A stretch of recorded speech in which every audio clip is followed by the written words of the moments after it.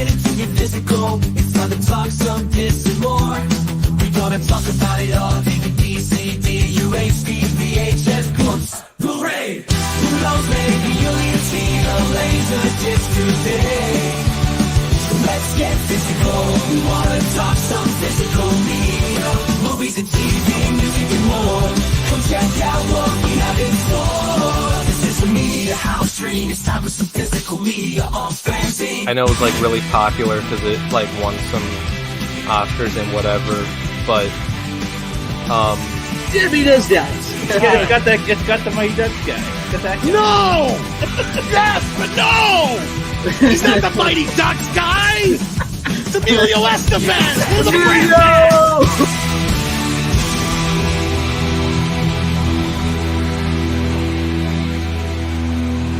You can never have enough physical media.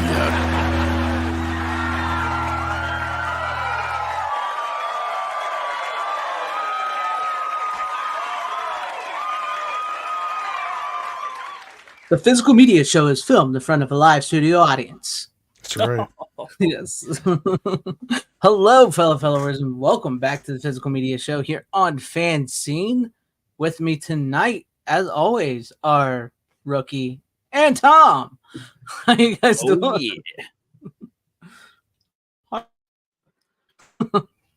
But how you guys doing this night, evening, whatever time it is, wherever you may be?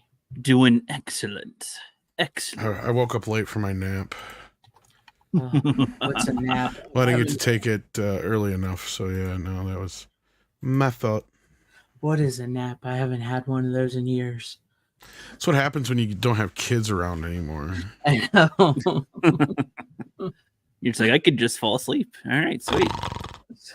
What is that like? Once you hit a certain age as a man, you just kind of need a nap.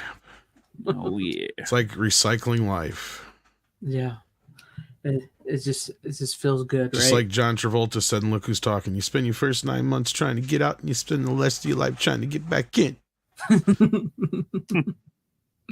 Welcome back, Kata. I know that's not the same thing. I was just thinking about that. But anyway, let's say hi to the chat. Oh my God. Oh my God. It's like grease It's lightning. like, wow. What is up, Brandon Brad? Hey. Glad to have you with us as well. Hello, Heather Peterson. Hi, how are you? I think it's Preston, not Peterson. Oh, but Preston. hello. Why did I say Peterson? My mind. Where is my mind? Isn't Heather Peterson like that murdering chick or whatever anyway? Or Is she? I don't I know. don't know. Now I'm scared. I don't know. I don't know. Not What Heather have I Preston, done? Heather Peterson. Yes. Sorry, Heather Preston. Hi, how are you? And hell to you, Dragonzilla. Oh, look. He got his Godzilla minus 1 4K. Nice. Awesome. And what is up, Steven? Salute to you. And as always, yes, like, share, and subscribe. And Brandon Brad said, I got notified. He finally got notified. All right. That's a win. That's a win. That's our win. That's a win. Brought to you by Taco Bell. The Ass Blaster. 3,000. 3,000. What is up, Dubba Fett? Howdy. Glad to have you with us. Hell Comes to in you. hot, mild, and blow your asshole out. Now you can feel like an action star and walk away from the things you know you've destroyed. That's how it rolls. What's up, Style Section? Hell to you. Glad to have you with us. And Scott Hughes, good evening to you, good gentlemen. What's up, Cowabunga dude? What's up? That's something I haven't done in like 40 years. I know, it's crazy. What's up, Hollowfield? Glad to have you in the chat with us. Good to see you. And cheers to you, Dalton B. Glad to have you with us. Hell to you and Anthony Draven. Okay, said it right. Anthony Draven. Glad to have you with us. Tyrell72. Hello, welcome. And I believe we're all Greg's just learned to read. He went to the whole 4th grades. Oh, that's a tough one. That's the... Oh yeah,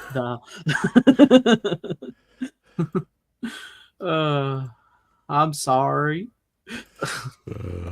But okay, welcome guys.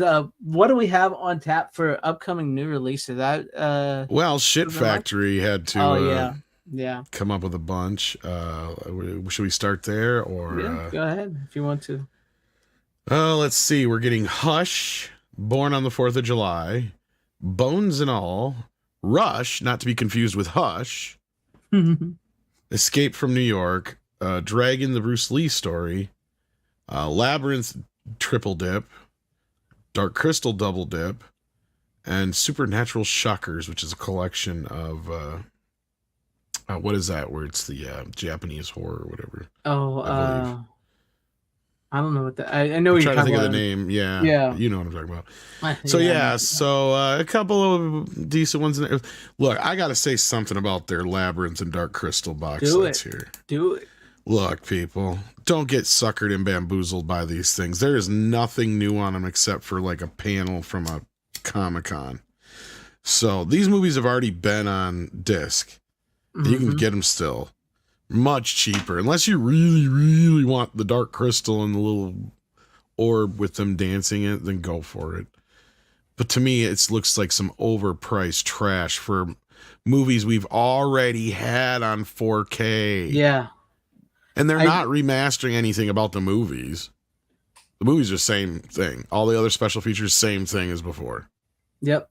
I think we finally reached the point which we've been complaining about Scream and Shout Factory is how they've been like, well, they'll release one on Blu-ray and then they'll give you that on 4K a little while later. Now we've reached the point where other people have already released these movies on 4K with the same special features, and they're just trying to make big box sets and charge you more money. It's getting ridiculous now because my guess is those panels are probably on YouTube too. More than likely, yeah, you can probably watch them on YouTube. It's starting to get a little ridiculous with them. I think I don't know if they're not getting any new whatever, if they're because the people that left. Okay, well, this other is people now. Yeah, so what they did, they taking advantage of the Henson Company bought the rights back or got the rights back to Labyrinth and Dark Crystal. So instead of doing something more elaborate, like with the release themselves, maybe doing like director's cuts or extended cuts, I should say, or something like that, maybe anything. And Escape from New York is the same damn thing they released before too. It's just in a steelbook now. And honestly, I don't think the steelbook looks all that cool. It doesn't. I've noticed that. I've noticed like they just like released yeah, that's a new thing they've been doing.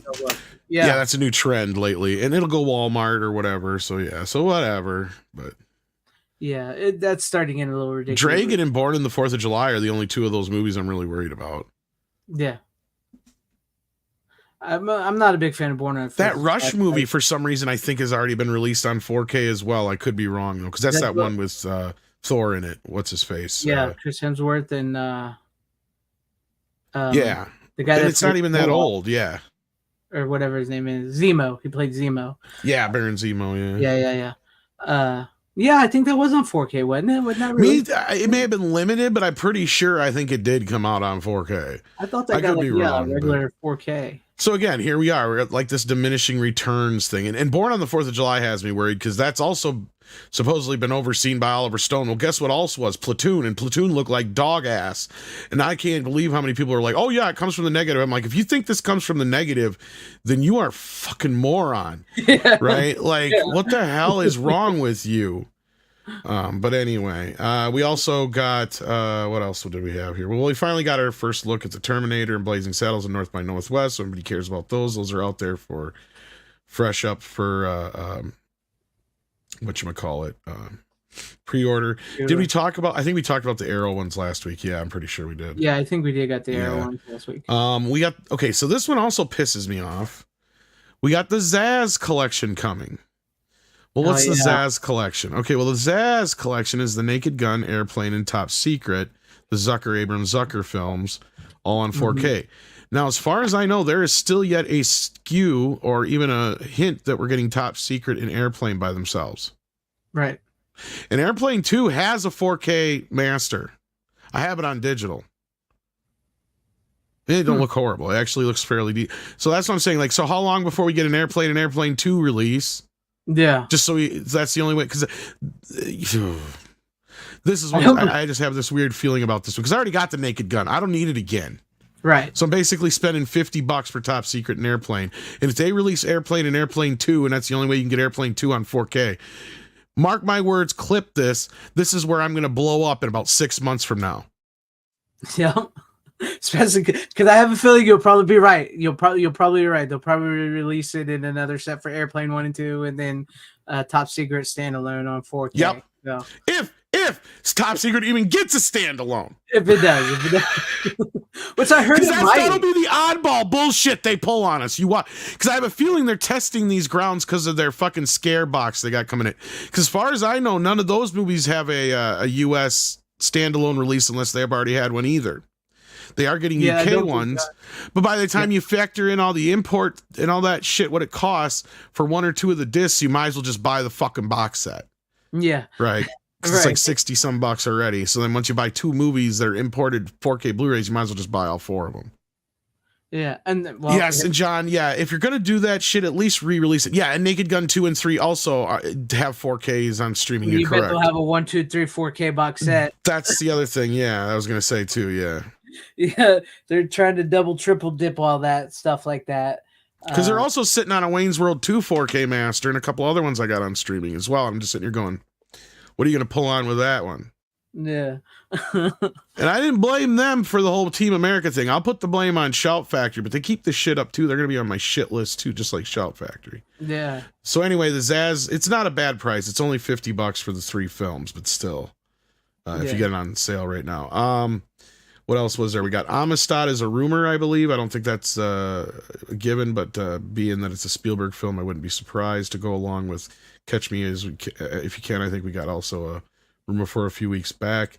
You got the 25th anniversary of The Sopranos, which I think the only big significance here is that it's the first time the series has all been completely in one big box set or something like that with the movie and some goodies.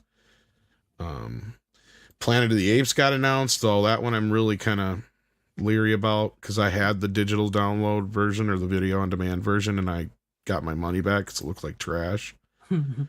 No Country for Old Men was also another one that's rumored. And then we got the first look at White Christmas, which is one we've been talking about for a while. No surprise there. Yep. And hey, I'll give Paramount the credit for this one at least. They got a special limited slipcover going on it that's actually one of the original movie posters, I believe, compared to what they look like. Because the 4K Blu-ray looks just like the old Blu-ray. Right. So yeah. Finally using that original artwork. Yeah, just for the slipcase, but yeah. Other than that, I don't think there was.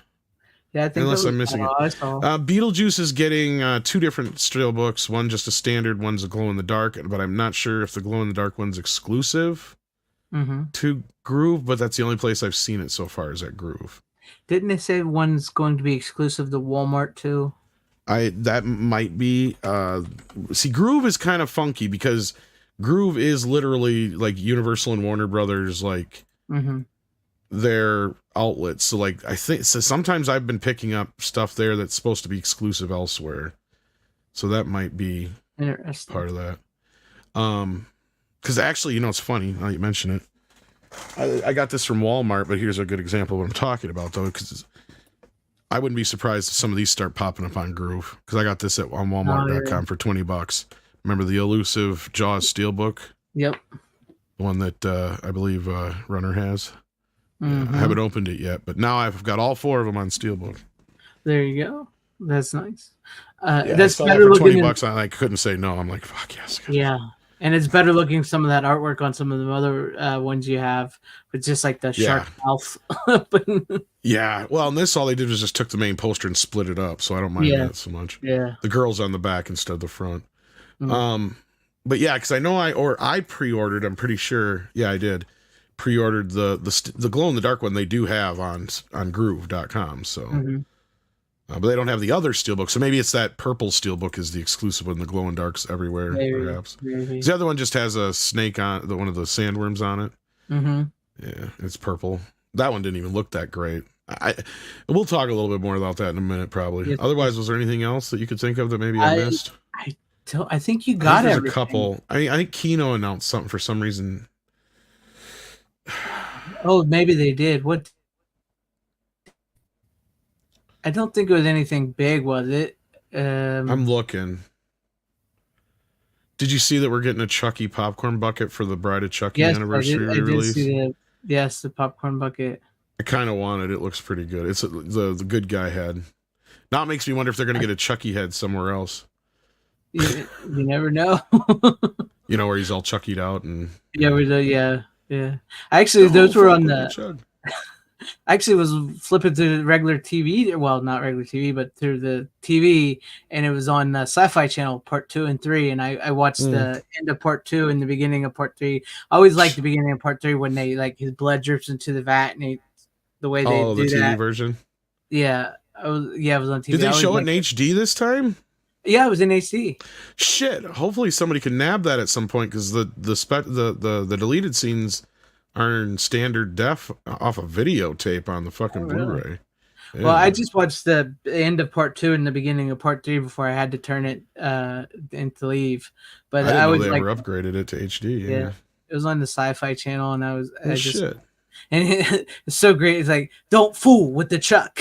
You nerds out there listening, this is what you need to be doing now. You need to go back and upgrade some of these. Come on, get with the program. In fact, I'll talk about a TV version coming up here. So anyway, let's get into this shit. I can't find a Kino release. I must have just been dreaming it. There was something they announced, but it wasn't anything. It was major, I guess. I don't think it was.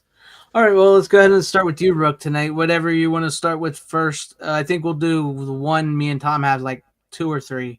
Probably 3. Don't matter to me. We'll probably do a third. Whenever we get to it.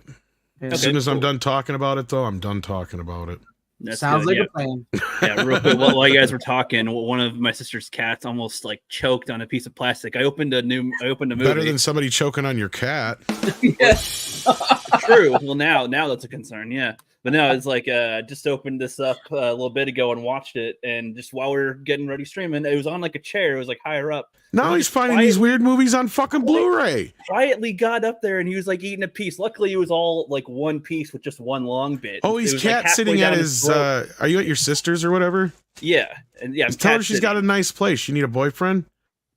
This place is not really 2 people with it, but anyway. Well, you know, that's not. He doesn't get the concept there. Anyway, got Centurion. He's a rookie. This was at Winco for like $5, and I was like, hey, we got Magneto, we got that Trader dude from 300, and some other chick on there, Roman based. So why not check it out? Just watched it a little bit ago. It's pretty good. It's not like as exciting as something like 300, but it's got definitely a good budget. It's got a good Roman feel to it. It's Romans versus the Picts, and some couple cool battles. It's basically the main story is about Michael Fassbender, his character, and a couple other soldiers that survive a battle that are trying to rescue their general, and they are like trying to survive the wilderness as well. There's like a pack of wolves following them. There's one of the tribes trying to hunt them down and stuff, and some of them, a couple of them that are in the group aren't as loyal to Rome as most of them, so it's like a little bit of tension there, and it's a pretty good one. It's not like a super, it's not like not as famous as like Gladiator and 300 and other Troy, other war-based films, but it's a good sleeper as far as I can tell. It was like 2009, I think, and I never heard anybody talk about this film. Didn't know it existed until I saw it. So I think Steven brought this on once before. Okay, did you like it? Or maybe Steven or Runner. I know somebody brought it on before. I don't remember. Yeah, they liked it. Whoever it was, they really liked it. Yeah, it looks like it doesn't look like it's super high budget, but the quality looks really good, especially on like the Roman armor and stuff, and just. It's one of those good ones, especially if you like seeing people slashing at each other, you like seeing sword combat and kills and whatnot. This does really good, acted really well by the cast, of course. They do a couple things that you like to see to like ground stakes, like a child being killed. It helps ground stakes, helps give motivation to stuff. That kind of thing happens in here, and it's a good one. It's a good watch. If you guys haven't seen it, I recommend it. I have not seen it. I've heard about it, but I have just not seen it. So I can't talk about it. I know somebody brought it on here before. I know that. Yeah. Okay. It was. I know somebody had brought it on. Steven had brought it on. Yeah. So, yeah. People in the chat seem to like it. Benabite says it's good. Ace Hanlon says it's good. Random Brad says it's good. Yeah. Doug says it's decent for a lower budget. So I've yet to see it, so I don't know. So Yep. Cool. uh-huh. Nice. That it? Yep. That's all I got on it. Again, I just watched it and Never seen it. What I said is, I think, how I'd sell it. So that's good enough. All right. Well, I guess we'll move on to you, Tom. What do you got? If you're good, Rook. Sure. Yeah. Yep. Well, this is one I had to watch for Toxic Tuesday, so let's start there. That's easy. All right. I went and visited Ridgemont High. Whoa. Gnarly. No. And of course I find out I knew Criterion had a release, but I've been waiting for the 4K, but I found out they have the TV cut on the Criterion edition too, which has a bunch of alternate takes on it because, you know, if you've ever seen this movie, it's a bit risque. But no, it's a great film. It still holds up. It's the kind of movie I don't know if Hollywood would make now, but ironically, what we said last night on Toxic Tuesday is that they probably wouldn't have as much problems with this movie as you'd think. Their biggest problem would be that it wasn't diverse enough cast, and you didn't have a gay guy in the cast, or something like that. The problem with that is like the woman that wrote it or whatever, she actually went undercover to an actual high school. Well, it was actually a dude, Cameron Crowe. Dude, Cameron Crowe. Yeah. So if you've ever seen the movie Almost Famous, that's actually about Cameron Crowe. So what he did was he got out of high school early. I can't remember if he just dropped out or if he graduated. I think he graduated. And so, yeah, he started writing for Rolling Stone and Cream magazine. And then after he had toured with a bunch of bands like Led Zeppelin and the Eagles and Chris Christopherson and all those guys, his next project, he decided he was going to go back to school. And since he looked so young still, he was able to just kind of slip in and go undercover in this, I believe it was San Francisco or San Diego, I can't remember which school. And he did, I think it started out as a series of articles and then he collected into a book, if I'm not mistaken. Now, I've never read the book. The book is hard to come by. It's actually been out of print for quite a few years. And yeah, so all the stuff in it, as you were pointing out, is real. Like, it's true. It's based on actual things that happen to people. Now, of course, all the characters have had their names changed, and I think he amalgamized a few things. But for instance, one of the guys in the movie is famous now in real life, the actual person it's based on. Believe it or not, and I didn't find this out till last night. The guy who plays the nerdy guy that's always going on a date with Jennifer Jason Leigh but never gets with her. I think Mark is his name in the movie. The rat. That guy, the real life guy, actually went on to write a bunch of the For Dummy books. Oh, really? Yeah. Go figure. Yeah. Couldn't score, but he got it that way. Yeah. So maybe he wrote Dating for Dummies. But it would surprise me. But no, like, this movie's a classic. I mean, what can I say about it that I haven't really said last night? So check out our Toxic Tuesday to really get into the nitty gritty. But I bet $5 that Rook hasn't seen it. What was it called again? Are you serious? Fast Times at Ridgemont High. I was listening to what you're talking about the movie, but no, I didn't hear what it's called. You get to see Phoebe No, Cates I haven't seen that, and Jennifer Jason Leigh's tits in this movie. Oh, yeah. Phoebe And I don't know you've who they got are, Judge but Ra- yeah, I know.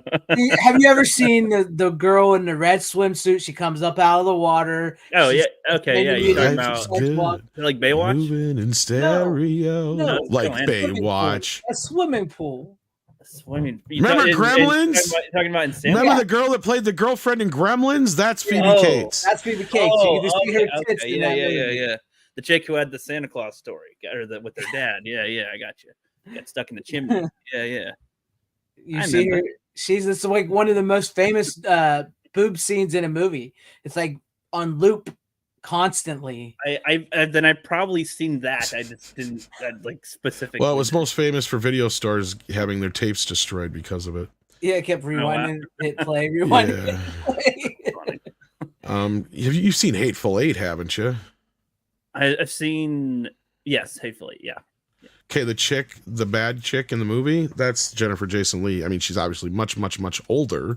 Okay. I mean, but when she was young, this was one of her first movies. Of course, Judge Reinhold. I'm sure you know who he is. Hopefully, for the love of God. What's Beverly he in? Hills Cop. He played Rosewood. He was in Gremlins as the guy that worked at the bank. Yeah.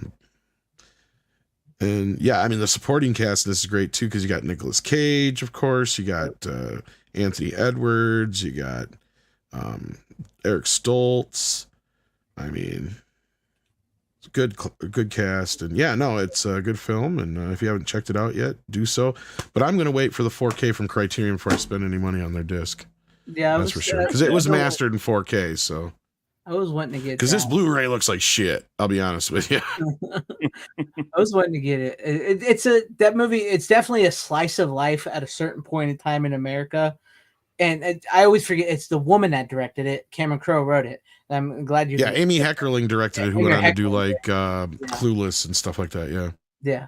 I always forget it was the woman that directed it. It was Cameron Crowe that wrote it. I always get it confused. But no, it's a really slice of life in the 80s, and it's like you said, it's based on real people because he went through and he did this. So it's funny, it's poignant, and it gets a little serious at times because very serious because it deals with some very, very serious issues in it.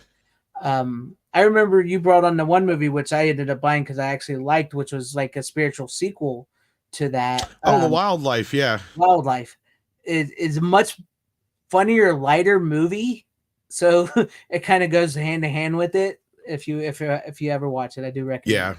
Yeah. And of course, I mean, Sean Penn as Spicoli. Yeah, it's great. How much did you smoke? All of it. Check this out. What's that? That was my skull. I'm so wasted. When he orders the pizza and has it delivered in class. Yeah, Mr. Spicoli has done us all the favor of ordering us some lunch. It's great. It's great. That's funny. Right, I think you'll enjoy it a little bit. Right angle looks like Physical Media Show is on my hat. It does. Yeah. Like it's popping off. Maybe you should get some hats for this. You can actually buy the Physical Media logo right now. And a hat right now on sale at my T Public because everything is 35% off and all designs are on t-shirts, hats, cups, pillows, blankets, everything. So just go there and you can order it for 35% off. Of course, one of the funnier bits that everybody remembers is when Spicoli and Forrest Whitaker's little brother wreck his car. Oh my God, my brother's gonna shit. He's gonna kill us. Which is it? He's gonna shit or is he gonna kill us? He's gonna shit, then he's gonna kill us. Don't worry, dude. My dad's TV repairman and he has ultimate set of tools. I can fix it.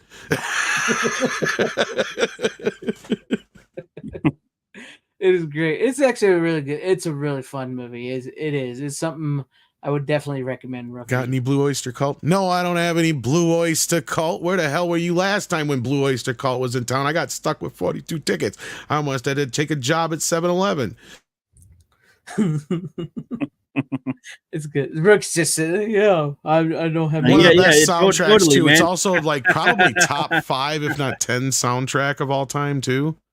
Right? Like that's the other thing. Like, it's got some bangers on it. Like, yeah, no, it's a slice of the 80s. Even though the kids that it's based on probably graduated in the 70s, but yeah, that's true. That's true. I forgot about that because he was going through it in the 70s and then it got probably like you got to think of the book was the articles and book were written and then they wrote the movie. The movie comes out in 82. Do a little subtraction, so probably 78, 79 was the class that he went through. Yeah, well, but he got it to work all together, so. It's good. Yeah, no, I mean, it works for the movie. I mean, well, that's because I believe, like, Amy, I think, really restructured, whoever wrote it with them. Because he wrote, I think he wrote on the screenplay, too. But from my memory, I've never read the book, but just from stuff, like, basically, like, I think she took a couple of the characters and really focused on them as opposed to there's a lot more characters, I think, in the book. And a lot more events, obviously, and stuff like that. And just... kind of pared it down. And what it really is, if you kind of pay attention to it, like we were talking last night, it's more or less this movie about a couple of kids who give into the peer pressure of all these other kids who act like they know what they're talking about when they've never actually done any of this shit themselves, right? So then, like, those who come off as the least experienced ones in the group end up doing stuff when nobody else does. And that's kind of where the title comes from.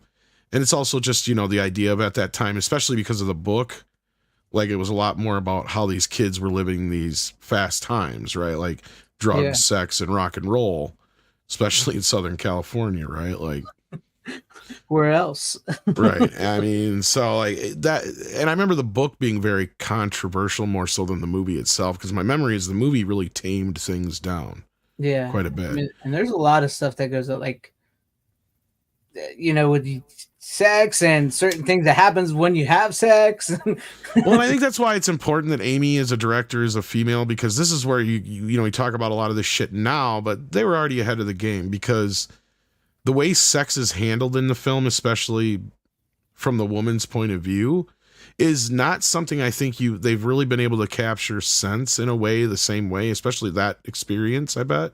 Because even from the audience's standpoint, you don't find it titillating. It's not like she's being assaulted or anything.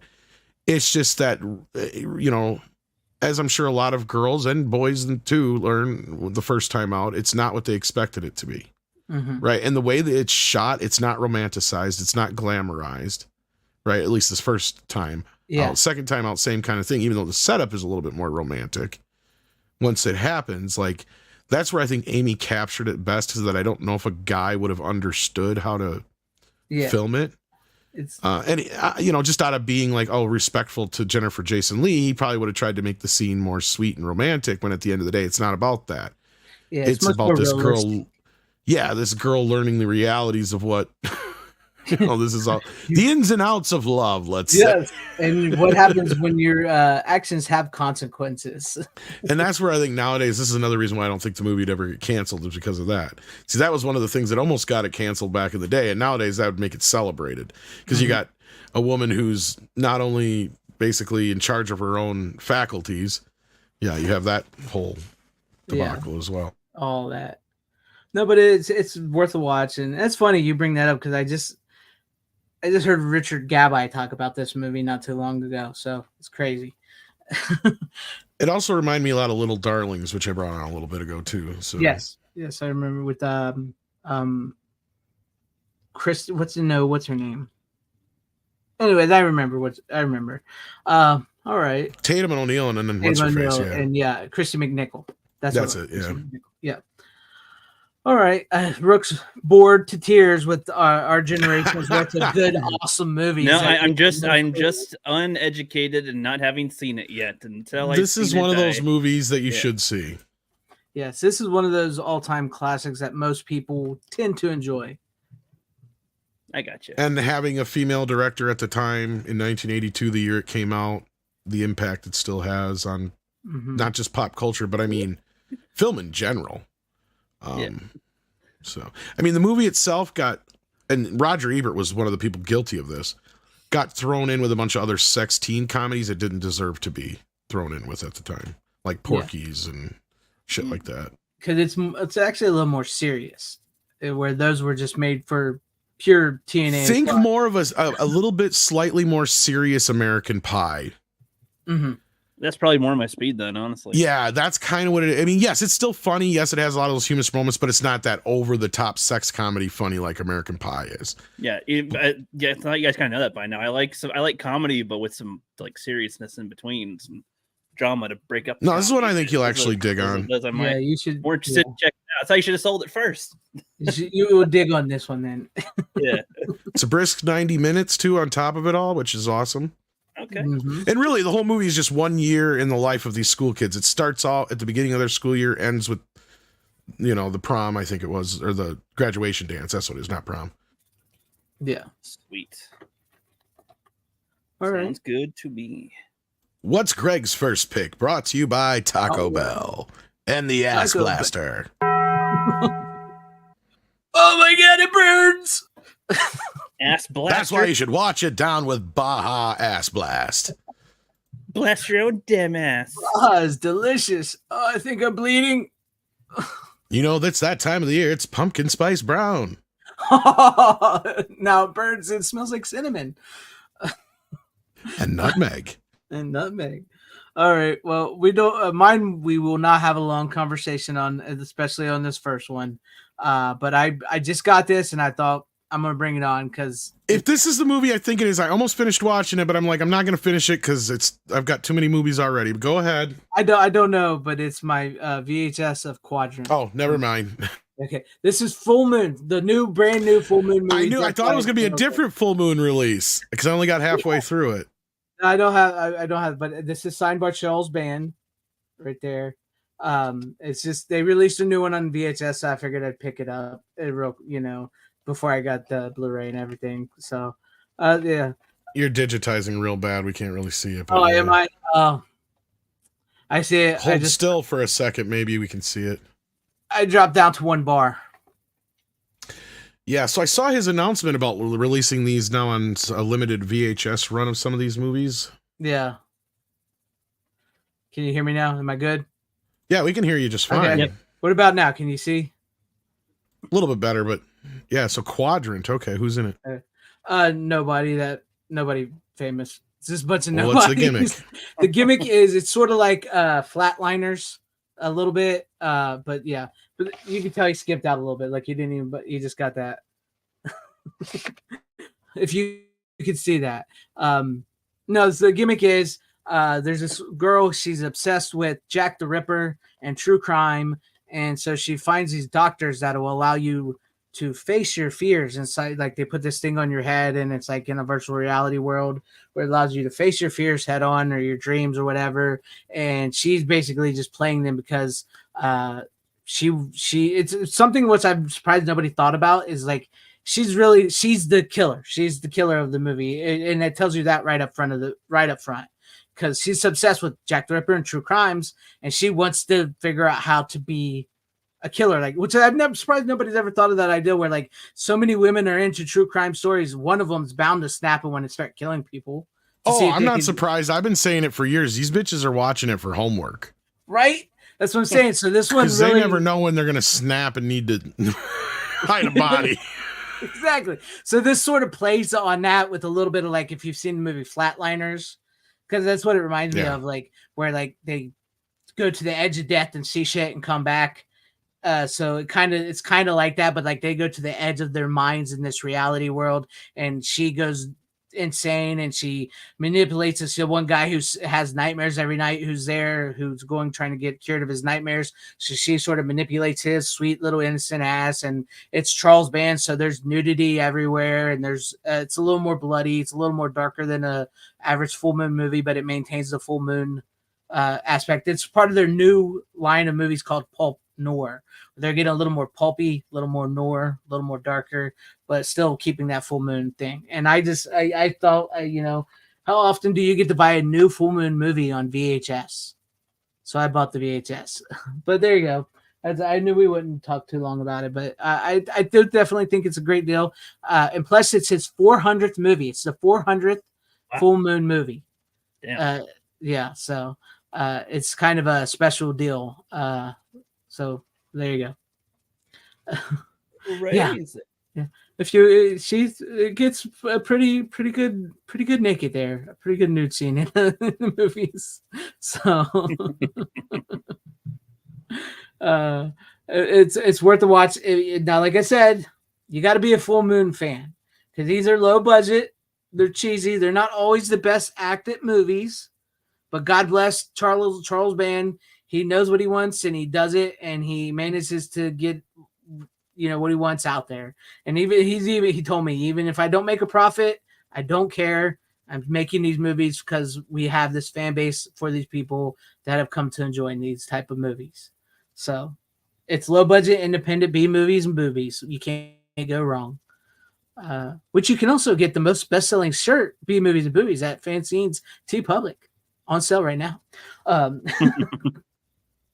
right. Well, there you guys have it. I only have 2 left, so I don't know how you guys want to do this because I know Rook, you got. Are you going to do them all together? Well, I'll probably do them. I'll probably do those 3 all together. I'll do my next one, and then I'll save the other 3 for like one to do at once. Because honestly, they kind of meld together for me anyway, having just watched all of them like back to back to back. Yeah. Okay. Well, Dragons, I tell you this, they still do feel like 90s movies. I will tell you that. They still do feel like 90s movies. However, they're a lot shorter because the budgets are smaller now, surprisingly, because he didn't have like Paramount and other people backing him. So the budgets are a little smaller. They're like 60 minutes, 5 minutes. So they're more like watching an episode of a TV, but they still feel like they're in the 90s. And it's still Charles Band. So as they said that feel to it, if you're a little hesitant, no, they're not as good. I'll be honest, they're not as good as the 90s movies. It's funny you mentioned the 90s though, because they did release one this week that was technically made in the 90s, and that was the movie I was talking about. But we'll probably talk a little bit more about that next week. But Okay. Yeah. So you know what I'm talking about. Yeah, I know. And my good friend Brooks Davis is actually in that movie. So and probably helped edit it as well, because he does a lot of editing over there for them. That's one of the areas I have a minor gripe in, but we'll get into that next week. I mean, he does his best with what he has. So whoever did the editing likes to fade too much. Oh well, because it makes it feel like a TV movie. That may not be him. Because I know every other scene it fades out. It's like, how many times we need to fade out? You literally fade out one scene just before you see them like going and doing the action of what. It's like you could have just done a flat cut there. You didn't need the whole fade out. Anyway, we'll get into it next week. Yeah, we'll get into that more. I'd have to ask him, but I would assume that so far the movie's good. Otherwise, though, I will say that much. So he's a student of the game. He likes the old school like 70s and 80s stuff. So I wouldn't see him just fading things out like that. But I don't know. He could have. I don't know. It's just an odd choice. I'll get into it more next week. Okay, we'll get into it. All right, Rook, what do you got for us for your next pick? All right, next one I got is Airplane. Speak of the devil. It's at my sister's place, so I can bring a physical your first pick. Oh, sorry. We'll forgive him this time. I mean, it's a classic runner move. So that's an old ass DVD, though. Holy shit! Yeah, I don't know where she got it. I don't know where she got collection. It from, so yeah.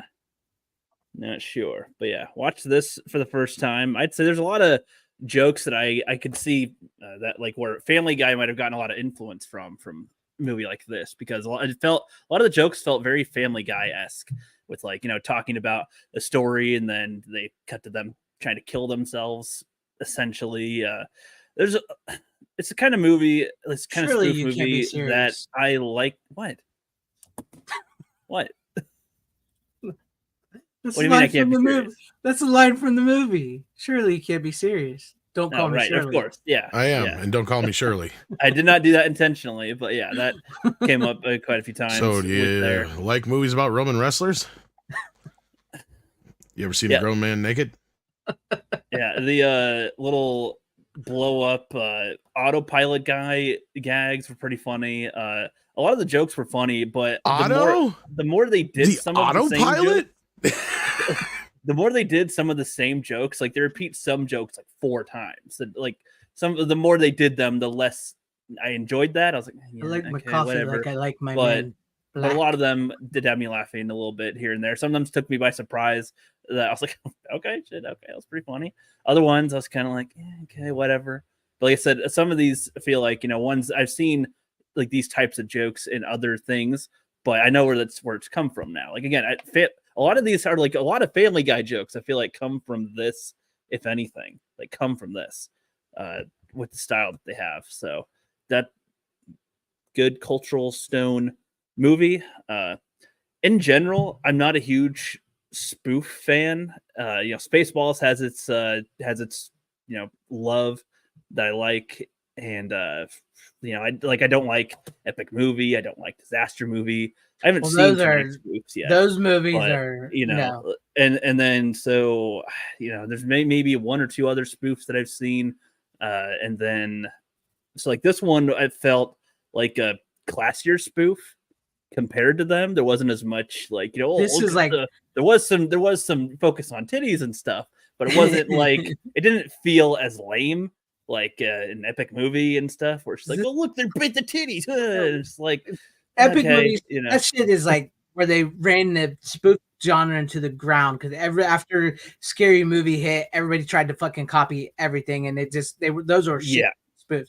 Those are This you feels can't- like it was trying to at least, 30s. like I assume at the time it was being original with a lot of these. That's an original jokes. spoof movie. So That's there's wha- something how about it's that done. I appreciate, and I like, especially when he's like pressured to do the thing. He's super sweating, and like throughout the thing, he's like telling this dramatic story. He's playing it serious, and like everybody else is like, oh god, die. That's where the Talking comedy about your comes shit. from. Yeah, okay. They're getting, it's like, oh, would you eat the fish or the chicken or something? It's like, okay, that's what's getting everybody. Yeah, there's the little girl and they're like singing the guitar. That was, I don't know why that's funny, but that is kind of funny. It's just like, Didn't you hey, like Leave It to we're all Beaver's mother talking jive? It's fun. And then now we're gonna sing, and she's like dying right behind them while everybody's watching her die, but nobody cares. They like the song, so okay, whatever. You didn't even like Leave It to Beaver's mom talking jive? Was that which one's Leave It to Beaver's mom again? The old saw white Leave It to lady who Beaver was when I talking to younger. the guy. But she was talking jive to the black guys. Oh yeah. Okay, yeah, that was I believe okay. it was- I feel it, but it was like an okay joke. That was an okay joke. The stuff, yeah. But what's funny is like I think you can understand what they're saying, but when there's like captions on screen, your brain is like it comes off as hard to understand one or the other because you're like, okay, yeah, you're reading or you're hearing, and when you focus on one or the other, like switches. It's hard to do both. I can understand what they were saying, but when you're reading the thing, when I'm reading the captions, then they sound more like gibbery Jew. I'm like, okay, that's kind of funny though. I liked it. Out of all the spoofs that I've seen, I appreciate it more than the other spoofs. Cut me some slack, Jack. That's a great joke. That is hilarious. Oh, I don't know, Rook. I mean, I think this is this is a product. I mean, I know you're saying you're like that. I'm not saying you're putting it down or anything like that. Yeah. I just think once again, this is a product of where you've seen the stuff that it inspired first, and so Yeah, it probably would have impacted. it's harder me for if I it to saw resonate to you. Yeah, pretty much. It's also the dad from Homeward Bound, which I was like, oh shoot, nice, nice. I love how you know these guys from like a few random people. The Mighty Ducks guy, Yeah. Emilio Estevez. People knew him well before the Mighty I know Ducks. them from things when, like the dad after from- they were famous, but they're not famous for those movies that I know them from. Yeah. I'm gonna bring it up, Tom. I'm gonna bring it up. I actually have a 16 millimeter scan of the TV cut. Oh, nice. It runs 90 minutes too.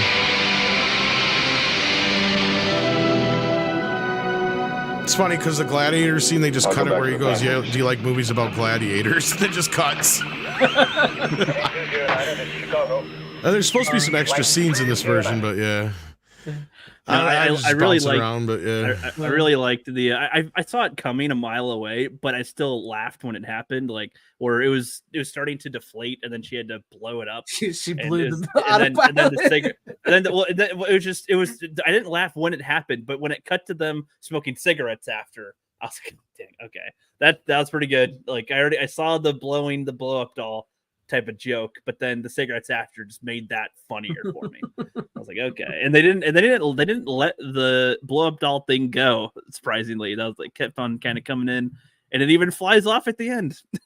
It's like, later, friend, bye. It's like, all right, that's weird, but all right. Like, well, hell, let's just watch the movie.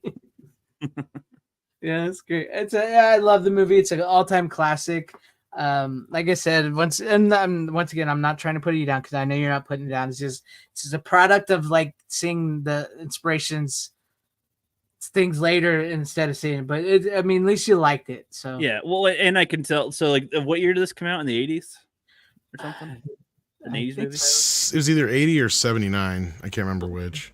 And well, regardless, so with it being a spoof like 1980. of that time, I feel like this would have been like extremely welcomed at the time, like especially like having this was a having been huge a hit. thing, been a thing that probably hasn't. I don't know. I was thinking about, like, I don't know when when the first spoof movie like happened, or like where there, like, there's been enough movies around at this point where they can sort of have this fun was with it. probably one of the first most straightforward ones that I can think of. And it's Because spoofing basically what they Airport, ain't did, it? yeah, no, well, it's a spoof on those films, but they actually took a script of an actual film, like it's almost verbatim. This TV movie, like 0 Hour or something like that, it's called, and they're just literally sending it up. But yeah, no, I mean, it was a huge fucking hit. It made like $83 million in 1980. Which was a Wow. lot And of the money. budget was only like $3.5 million. Yeah. Yeah, that's good. No, it was Yeah, a big so hit. I figure 171 worldwide. Jesus. I figure at the time there wasn't many other spoof movies around. No, this was like that one of the existed. first big ones that I can think of offhand. Well, I take that back. I forgot Blazing Saddles and Young Frankenstein were kind of like Oh, more yeah. like- Oh yeah, Young Frankenstein's kind of spoof. Too. yeah, That's those were true. kind of more so the That's first true. ones. But like Young that I can really Frankenstein think is more of. specific to like the monster stuff. Like in Blazing Saddles, it seems to be more to westerns, and this is more to I don't know what specific. This would be disaster films. Okay, Yeah. but yeah, I like it. I mean, I feel like the ones like Spaceballs, I feel works really well because even if you for some reason don't know about Star Wars somehow, I feel like somebody could still enjoy it for its entertainment value, even if they don't know all that they're making Andre fun of did. or referencing and stuff. Airplane kind of came off that way too. Like, you know, there's a character who was a pilot in the war and he is like too freaked out to fly, and he has a drinking problem. Literally, that's a surprisingly subtle joke that I didn't really get why he kept on not hitting his mouth for a bit. And it's like, you know, what's up with this drinking problem? Wait a second. He's got a drinking problem. That took me. I was like, that took me to like around the end of the movie where I laughed at that because You I was finally like, figured it out. I was like, wait a second, that is the point. He has a drinking problem. What? Yeah. So that was like a fun joke to discover, like by the end of the movie. And so like I appreciate it on this kind of level. And if I were to watch it again after I've seen a lot more movies, I might even like it even more, knowing more of what it's pulling. There from. is a few jokes that probably are of the time. Mm-hmm. Yeah. So you really have to kind of get it to be like of that time to kind of even get the jokes. I can imagine there's a few like moments and stuff, like even the Kareem Abdul-Jabbar joke, right? Like, Yeah. I mean, because he was like, my name is Roger, whatever the hell it's like, and he's like, yeah, well, my dad says you haven't been doing your part on defense since you're. He grabs the kid, he's like, hey, why don't you go tell your dad? You know, Yeah, like that a little bit. Like, I mean, if you don't know who that is, and Well, the it's like whole, I'm aware, like yeah. I know it, like I'm aware of him and I know who he's referencing, but I like never saw them play, so I don't really. But yeah, know so like that's how the they actual play. player, but he's playing Yeah. a character, kid. You know, like that's the Right? whole Yeah. joke. Shut up, man. Yeah. I did for you the Casino Royale from 1967. That's is a true. bit of a- That's true. I mean, I'm sure there's a few examples, but like even Kentucky Fried Movie was brought up, but that was more just randomness. I mean, there's a Yeah. few things that led to this, but I mean, I would say like Mel Brooks and the Zuckers, Abrams crew, they probably kind of defined this genre, and it really did kind of die out in the late 80s, really. I mean, Yeah. I mean, I feel. I guess another point for the movie is that it mostly takes place inside the plane, and I don't know. They're able to make enough stuff happen there. When I watch the like disaster movie or epic movie or all those ones, they go all over the place and are just doing one random thing to one random thing, essentially. see the airport movies, And- that's why. That's, yeah. And I don't know. This I feel like it. I appreciate it again for like taking place in a limited spaces, and they do a lot. Well, you with weren't it. paying attention last week during Delta Force then, because that was what I brought up about the first half of Delta Force. I was like, it feels like two different movies in one movie, right? Because it's like the Right. first half feels like a disaster film because 90% of it all takes place on the plane. And then when you get to the second half, it's all on the ground there outside the plane. But I mean, it's still, there's not really that many locations and stuff. It feels a lot like a disaster movie for the first half. And that's what I was talking about, was those airport movies, which were on endlessly on TV when I was growing up, you know. Yeah. So, Okay. I mean, I honestly don't know which one I've seen all the way through. I mean, I do remember the one with the blind girl flying the plane. I think that was Airport 75. Yeah. I forgot about those It's as movies. crazy as it sounds. Yeah, I forgot about those movies. Well, there was a real life pilot that let his kids fly the plane, and they accidentally took autopilot off, and then they died. Yeah, I remember that, but Wait, like, we're no, bringing this down is, the panel, Rook. no, but basically like, the airport yeah. movies are a lot like the airplane movie, right? Like, if something goes Yeah. wrong on the plane, whether it's terrorists or some technical issue or something happens. I think one of them, I think just the pilot has a heart attack or something. I can't even remember now, but like, there's like 5 of those bastards. They still found a way to make that many of them. And that was kind of where Airplane came in, is like at that point there'd already been at least 3 or 4 of them. Yeah. So. Yeah. Yeah, I Great feel like stuff. the spoofs that have like a plot still and have like a couple of characters like, even though a lot of goofy stuff's happening, like take it a little seriously themselves, then I think that helps sell the comedy and the bizarreness of the other stuff going around it. Essentially, like the main character here, he's not trying to be a goofball, but it's still he plays it straight. funny. That's where the comedy comes, because in comedy you got to have a straight man, and you got to have the comedy. So like basically, him and Leslie Nielsen are playing it straight. Like they know. everybody's pretty much playing especially it Leslie. straight. Yeah, that's Leslie was true. playing it way too. That's straight kind of in the a whole way, gimmick of but this, that and this is- is that was why kind of funny too. this is why the Not Another movies Yeah. didn't work later on, or Meet the Spartans and all that kind of crap, is because they were so into the Stupid. self-awareness, and it was just more about recreating these famous scenes from movies. It almost literally became, you mentioned Family Guy before, but like those movies are literally like, remember the time, the movie? And Yeah, the people are exactly. totally Yes. like playing it up and into it. It's like, no, you totally forgot what you're doing. And that's why of the scary movies, like the first few are okay, but like once the Wayans leave, they did get the Zucker Abrams back in to do the 3, 4, and I don't know if they did 5 or not. But like, I think 3 is one of the better ones, but that's because you got like Charlie Sheen, who has done this before. Hot Shots is another one we didn't bring in either to talk about yet, which is another great pair of spoofs. Like, he gets it. When Chuck's doing it, he knows you got to play it straight. A lot of these other younger actors and shit, they don't get it. They're goofing around, they're mugging at the camera, they're doing goofy shit. It's like, no, only Mel Brooks gets away with mugging at the camera. Right. Is Monty Python a spoof? Kind of, yes. I mean, they kind of fall in that arena. I mean, I wouldn't call it a direct send up of movies. They went and made fun of historical events, and then like I've only seen The Holy Grail, and that seems like, I don't know if it's spoofing. well, Life of movies Brian's in particular. very similar to that in the sense that it's the life of Jesus, only it's a guy who isn't Jesus.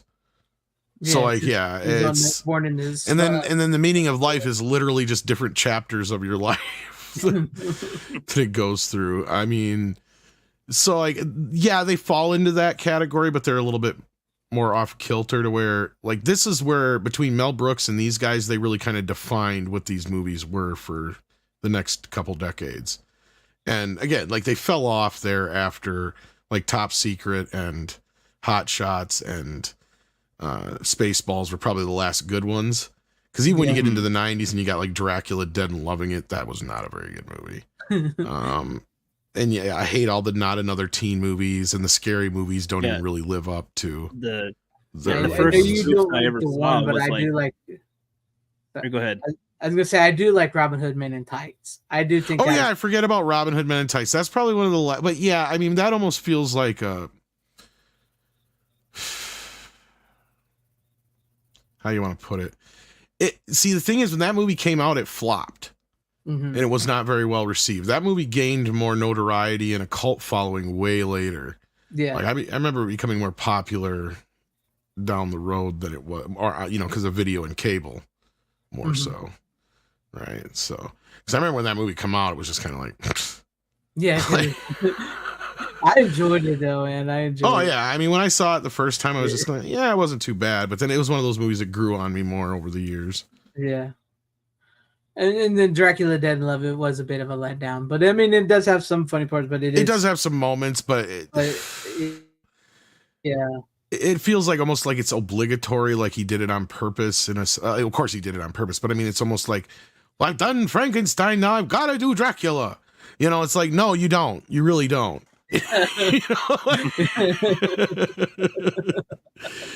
Renfield, you asshole. Yeah. That's like, it's crazy. But There's do some you good think the bits in it. parody- Don't get me wrong, but Yeah, I mean, yeah, there's good bits in it, and then but it's and just, it doesn't.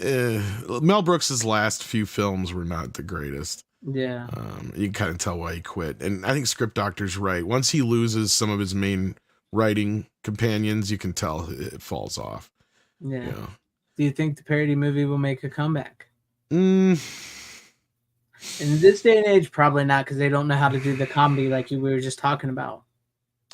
well, and the bigger problem was it kind of broke itself when you have Scream being parodied in Scary Movie, when it's like, you do realize that Scream is technically is a parody. a It's a really parody good of horror parody. films, Exactly. right? really Like, good so, parody I of mean, horror you're films. kind of making a parody of a parody at that point. and Exactly. That was kind of You- why I wasn't interested in watching Scary Movie myself, because I'm like, well, watching snake eating its own Scream, tail kind don't of know thing. what- Exactly. Yeah. I'm like, well, when I've seen a little bit of Scary Movie, it seemed more familiar to the like epic movie type of stuff, where it's like, No, you're not wrong, Rook, and stab that's the- why stab Scary the- Movie. stab the boob. Okay, go left or right, and left says die.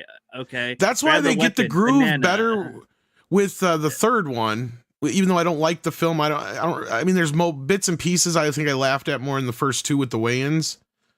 But like the third film finally gets it, right? Like the third film is like, okay, the Zuckerberg and Abrams guys come in and they get it. This has got to be a parody of all sorts of horror movies and tropes, not just Scary Movie. Because once you're doing that, you run into the problem, like I just said, it's almost like a snake eating its own tail at the end of the day. Yeah. So it's like, so where does the parody end and the movie begin? Because you look at Scary Movie, it's almost a scene for scene reshoot of Scream, And just less funny and lamer to me. It is, because you're making fun of the tropes that Scream already made fun of better. Yeah. And So you just took the tongue out of the cheek is all you did at the end of the day. I don't know how else to put it.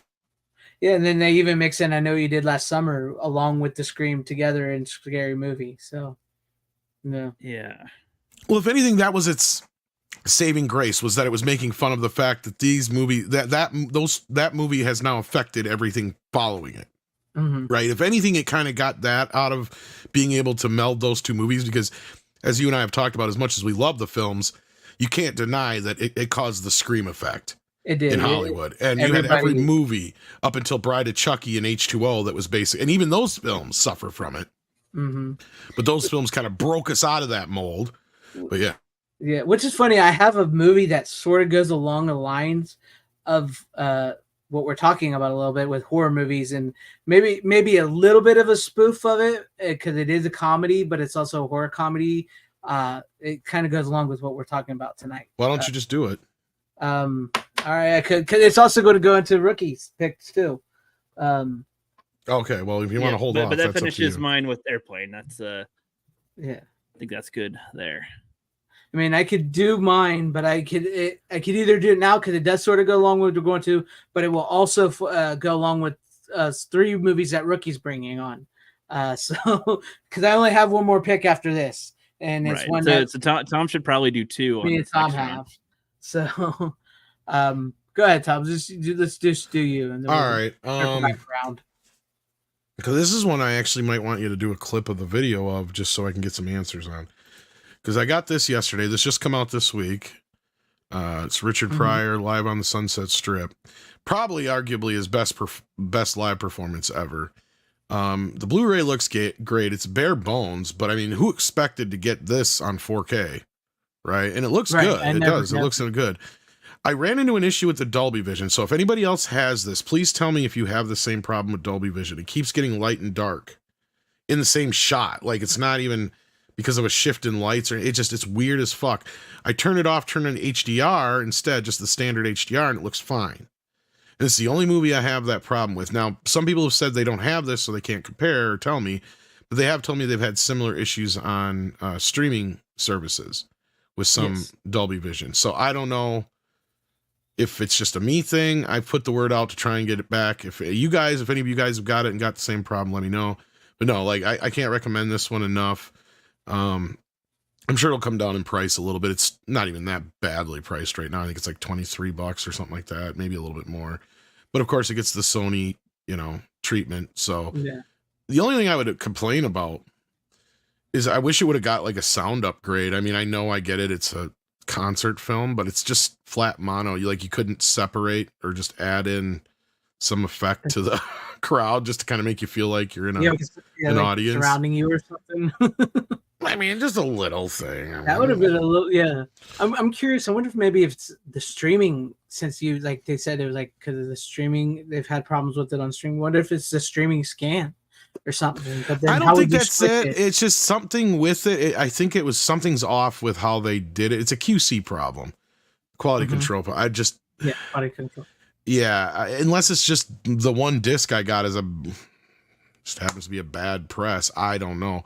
I just think it may be something that was wrong in the processing, and it's not something they'll probably fix. And it's not a movie that I would be like, oh, they need to fix it. It's just, I guess my warning out there would be, if you do get it, just make sure you turn off your Dolby Vision if you're going to watch it, or you're going to have that problem. Because I don't think it's my equipment. I tested a few other things, but I just want to be sure. But no, the movie itself, though, was pretty funny, and it's basically what it is. It's the stand-up routine of Richard Pryor. It's a great flick. One of his better ones. He was always hilarious. He was hilarious. Yeah, and that's you. And we talked about how so many of these stand-up performances are on video, or stuck on VHS. But this, those back in the day, film. So I'm surprised that we haven't got a little more stand-up comedies like that coming along. I'm surprised Paramount didn't put Raw out on 4K when they did it this last time. I mean, sure, they finally put it on Blu-ray, but you're cutting in and out, Greg. Sorry. Oh, I'm sorry. It must be my internet again. I apologize. Yeah. But yeah, no, I can recommend it. I mean, it's a bit pricey for a concert film, so I can understand if people want to wait for it to be on sale too. Yeah. Okay.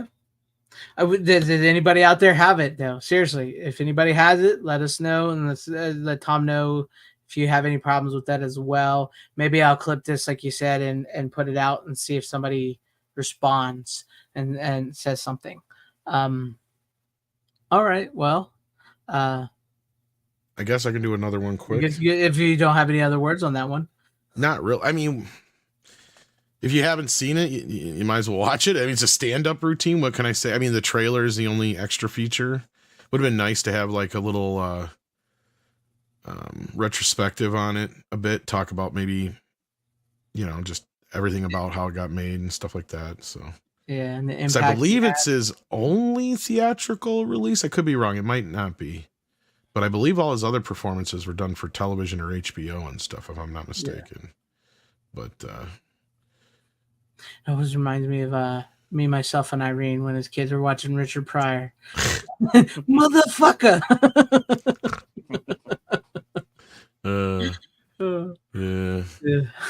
Yeah, I want to thank you all for all the support I got, but I also want to call out some of you motherfuckers for all the jokes you did on me. I saw them jokes. Sitting there lighting matches. What's this? Richard Pryor running down the street. Ha ha, very funny, motherfucker.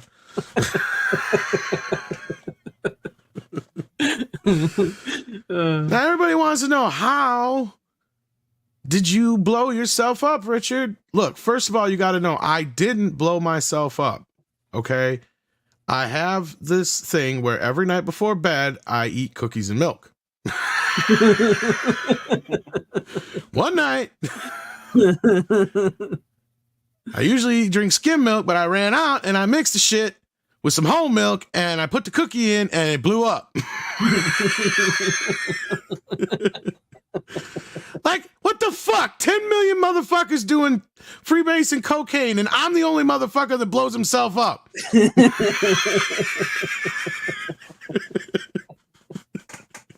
Oh, Richard Pryor. He's hilarious.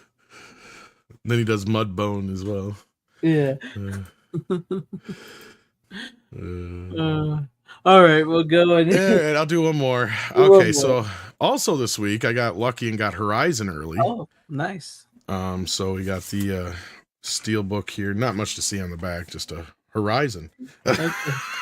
Over the horizon. Whoa. Yeah, and then of course there's no extras. That was probably my only gripe with this. Oh, Absolutely really? All that no you did for extras. No extras? Nothing. You would think, yeah, not even a trailer for part 2 or an extra preview for part crazy. 2 or anything like that. Nothing. Just the main movie in the 4K. I did get a digital copy as well, but I already gifted that to Mike, the Mexican Iron Man. But this is the I think was it Walmart, I think, had this exclusive steelbook. So yeah. So it just came out Tuesday. And this is a movie now I've seen it 3 times. Mm-hmm. And I don't know, it just keeps getting better every time I see it, and I really want to see the rest of the story. And this is the one where where the second one's come out yet, or is that still being made? No, it's still, well, no, it's been made, but it's oh gosh, it's a convoluted story. So it was supposed to be out a month ago. Oh, but since this one didn't do so well in the box office, they pulled the release. But now it's done really well on video on demand, and I think it just premiered on HBO here this last week.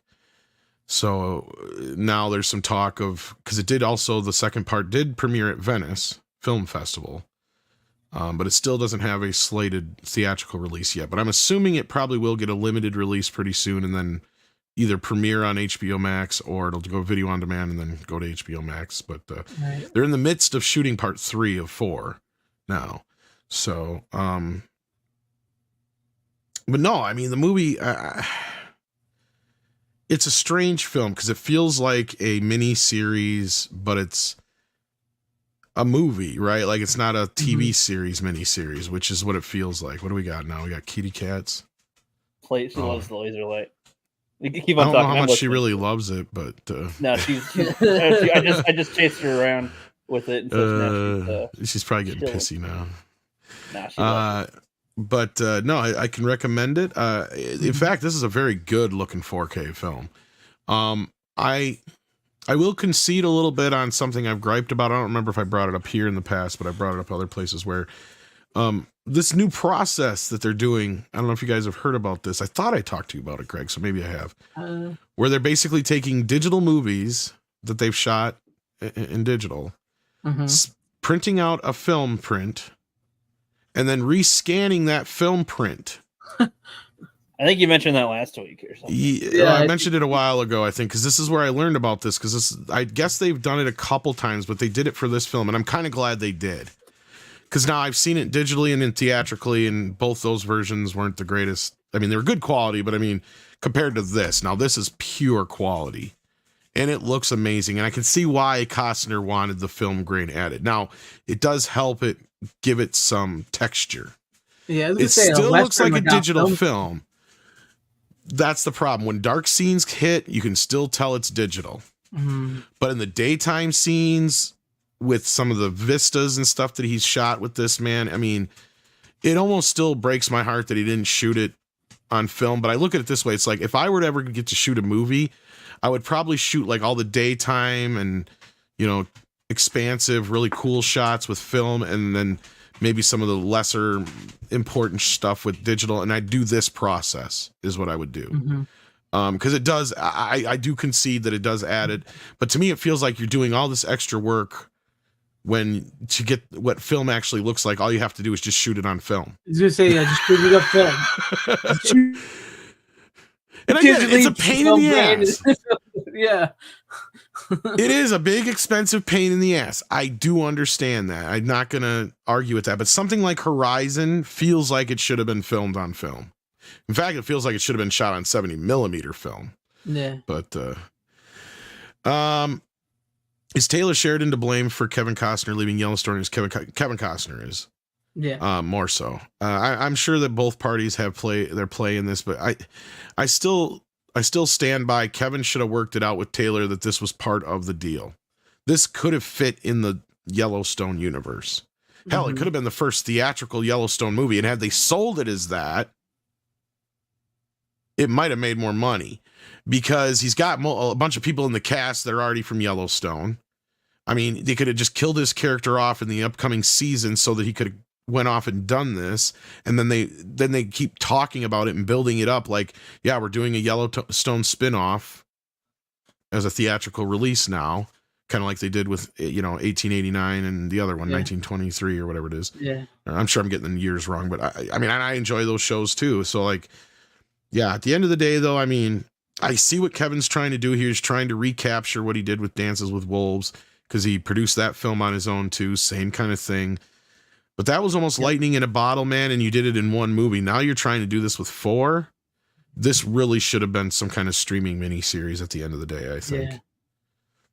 It's what I've heard a lot of people say, that it feels like it should have been a series, like a streaming series or something, because I've heard people saying, yeah, they like it. There's this mixed bag, but then like you said, I've heard people say the more they watch it, the more they find they like it, but definitely feels like it's being drawn out in the movie form.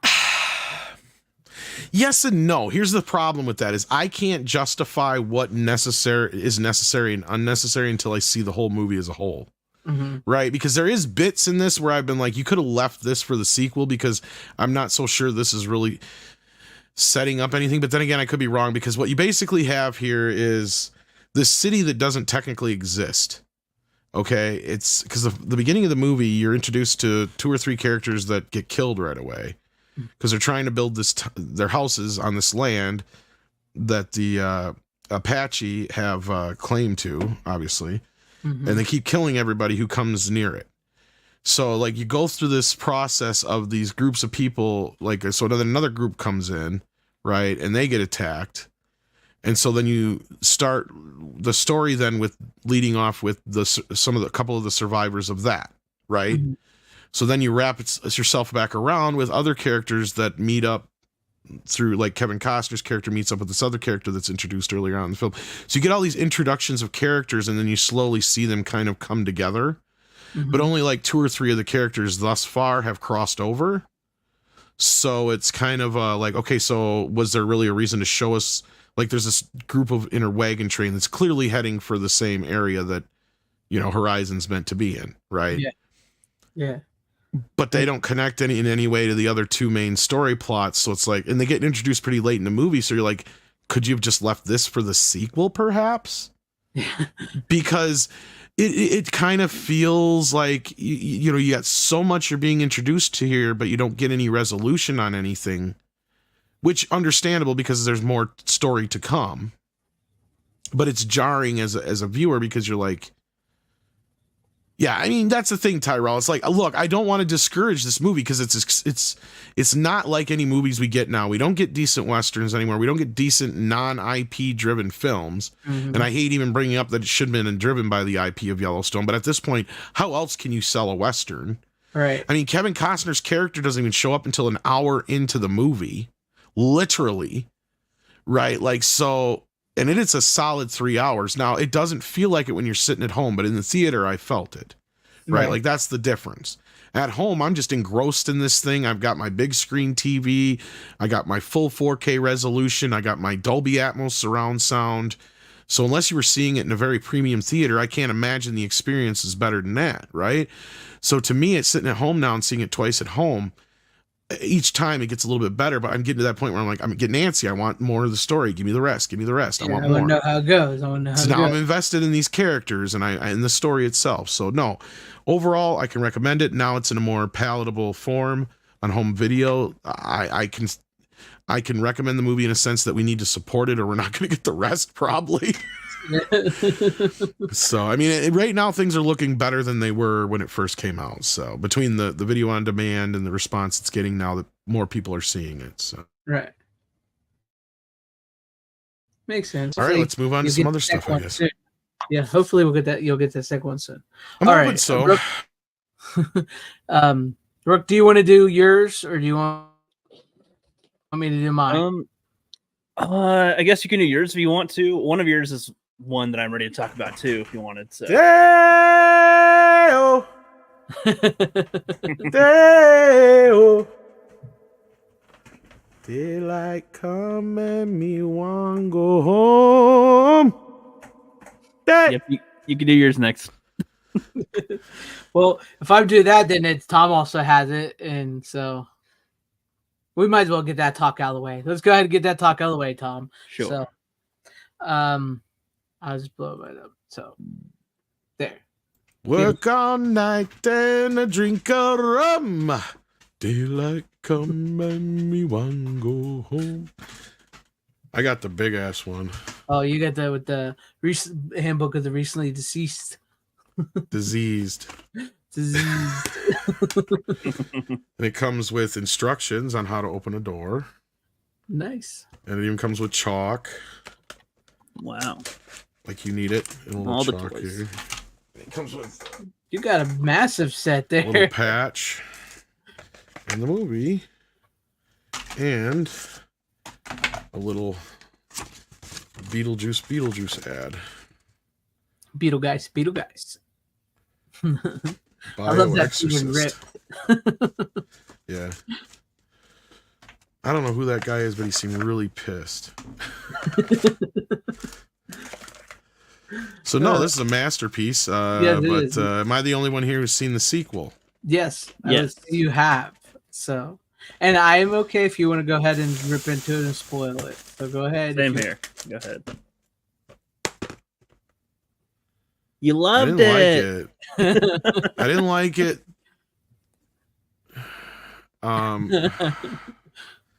Well, I didn't. Really care What was for the it. premise? I was trying to think of a nice way to put it, and I just couldn't. I've heard mixed things on the sequel. I've heard mixed things. Yeah. Look, it's not woke in any real sense. I mean, there's a few things that you could kind of whatever, but it's just too much. Too much after 36 years. It's not worth it. It should have been a streaming series because that's what it feels like. Is 6 to 8 episodes of a streaming series crammed into an hour and 45 minutes. Too many new characters. Too many new storylines. They wrap up unsatisfactory. Yeah, I wish I could recommend it. I can't. I'd say wait for streaming or video, basically. Yeah. Was there any like spectacular like sequences, like animation wise or stop motion wise, claymation, Not any really. of that? I mean, the set design's all great. The makeup looks fine. They do some stop motion stuff, but because it's shot digitally, it looks like CGI feels most weirder. of the time. Yeah. Yeah. That sucks. The town feels off. I think Steph, My Nerdy Home, brought it up the other night on Toxic Femme. How it just doesn't feel right in certain respects, and I agree. It's like the town had its own character in the first movie, even though I know it was shot on location. I can't remember where, but I believe they went back to the same exact town, and I think they should have just built the set. Because it just like I could have walked outside and walked down the street and filmed what my town looks like now, Right. because it doesn't have that character anymore it used to have. And that's kind of what's missing, is kind of just that. It does have a bit more of a mean-spirited edge to it. That or the movie should have been filmed as two movies split into two parts, where, because the big thing is, like Beetlejuice's wife, she's more of an afterthought in the film. Like, she shows up early on, and then she kind of roams the halls of the nether realm for most of the movie and barely gets seen until the end. And then when she shows up at the end, gets resolved real quickly. So like, and that's kind of the whole movie in a nutshell. And there's just a lot of choices that were made that are just like, why? And how they treat like the Jeffrey Jones character and such. There's a few scenes where they're clearly just trying to recapture the nostalgia of the first film. I mean, all the actors are fine for the most part. Sadly, I would say Winona Ryder turns in probably one of the more shakier performances. But Michael Keaton and Catherine O'Hara are brilliant in it as far as their performance goes. I mean, it's like they just slip right back into their characters. Jenna Ortega is okay, but one of her storylines is one that could definitely have been axed or streamlined. Was it that she hates her parents? No, the basic plot is the movie starts out with Charles dying, and so that brings the family back together in Wind River, and so that's kind of the whole starting of it, and basically Lydia is like this host of like a ghost or like a spirit medium show, where she helps people talk to the dead. Yeah. and she's estranged from her daughter because the father, and this is where it should have been about the death of the father of the daughter, not Jeffrey Jones. They should have just had it to where Jeffrey Jones's character's already been dead for like 10 years and moved on, because that's kind of how they explain away the Maitland spoilers, is they found a loophole and moved on.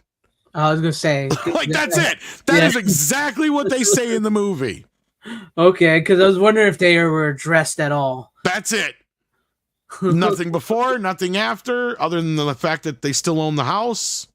Like, that's it. I mean, and there's some funny bits here and there, but I didn't really belly laugh all that much, and a lot of the laughs are so interdispersed, or however you want to put it. Bob's the best part of the movie.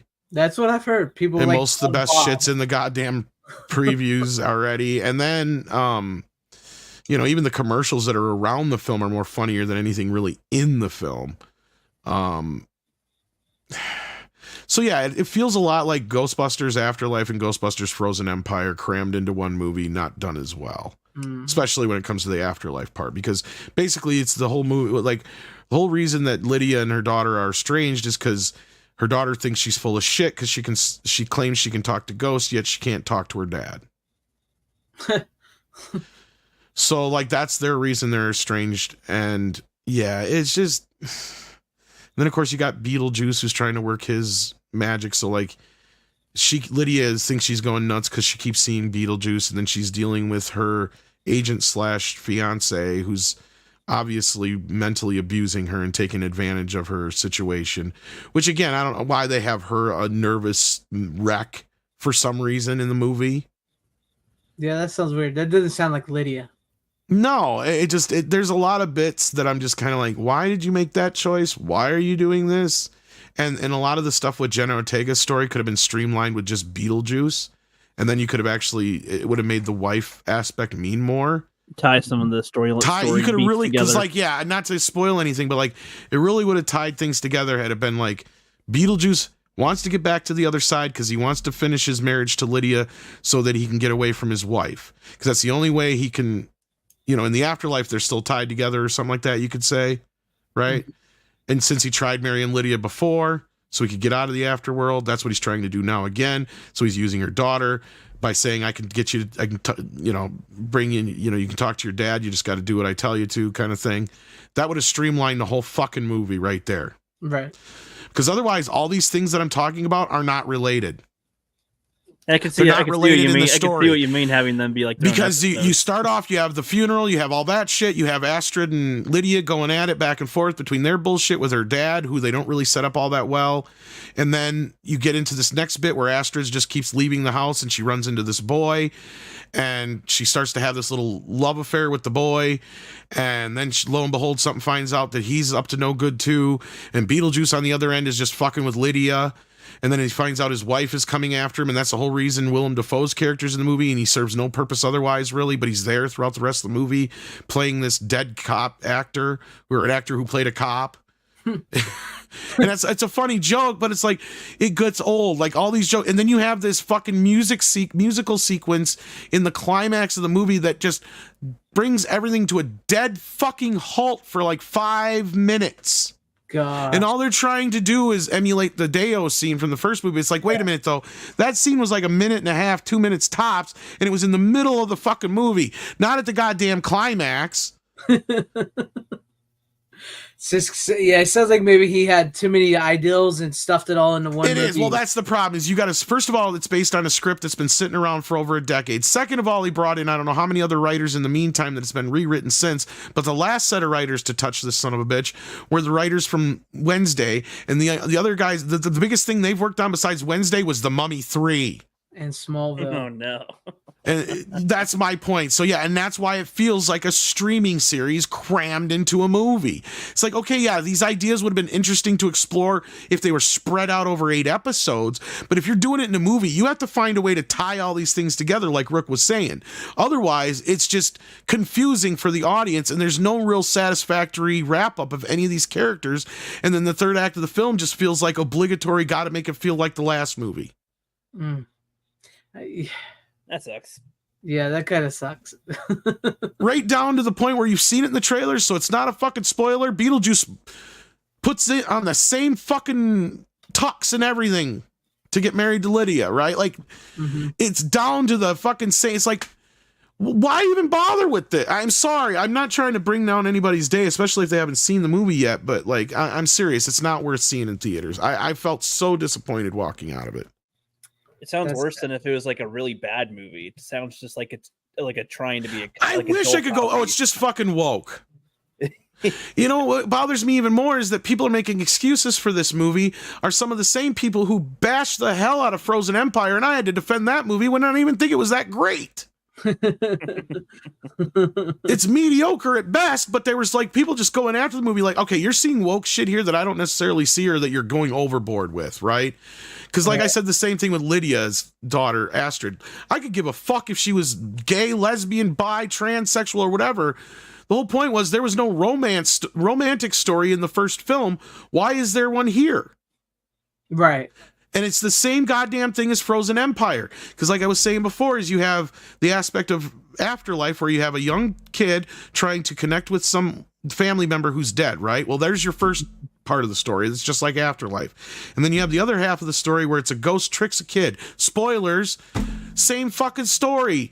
It's just so they can get to the real world. It's the exact same plot. That's kind of cracks me up because considering how Jenna Ortega fought back on Wednesday that she didn't want no love interest or no, like three. Well, it doesn't go all the way all if you kind of get the connection. I don't remember if you've seen Frozen Empire or not yet, but it's the same exact twist.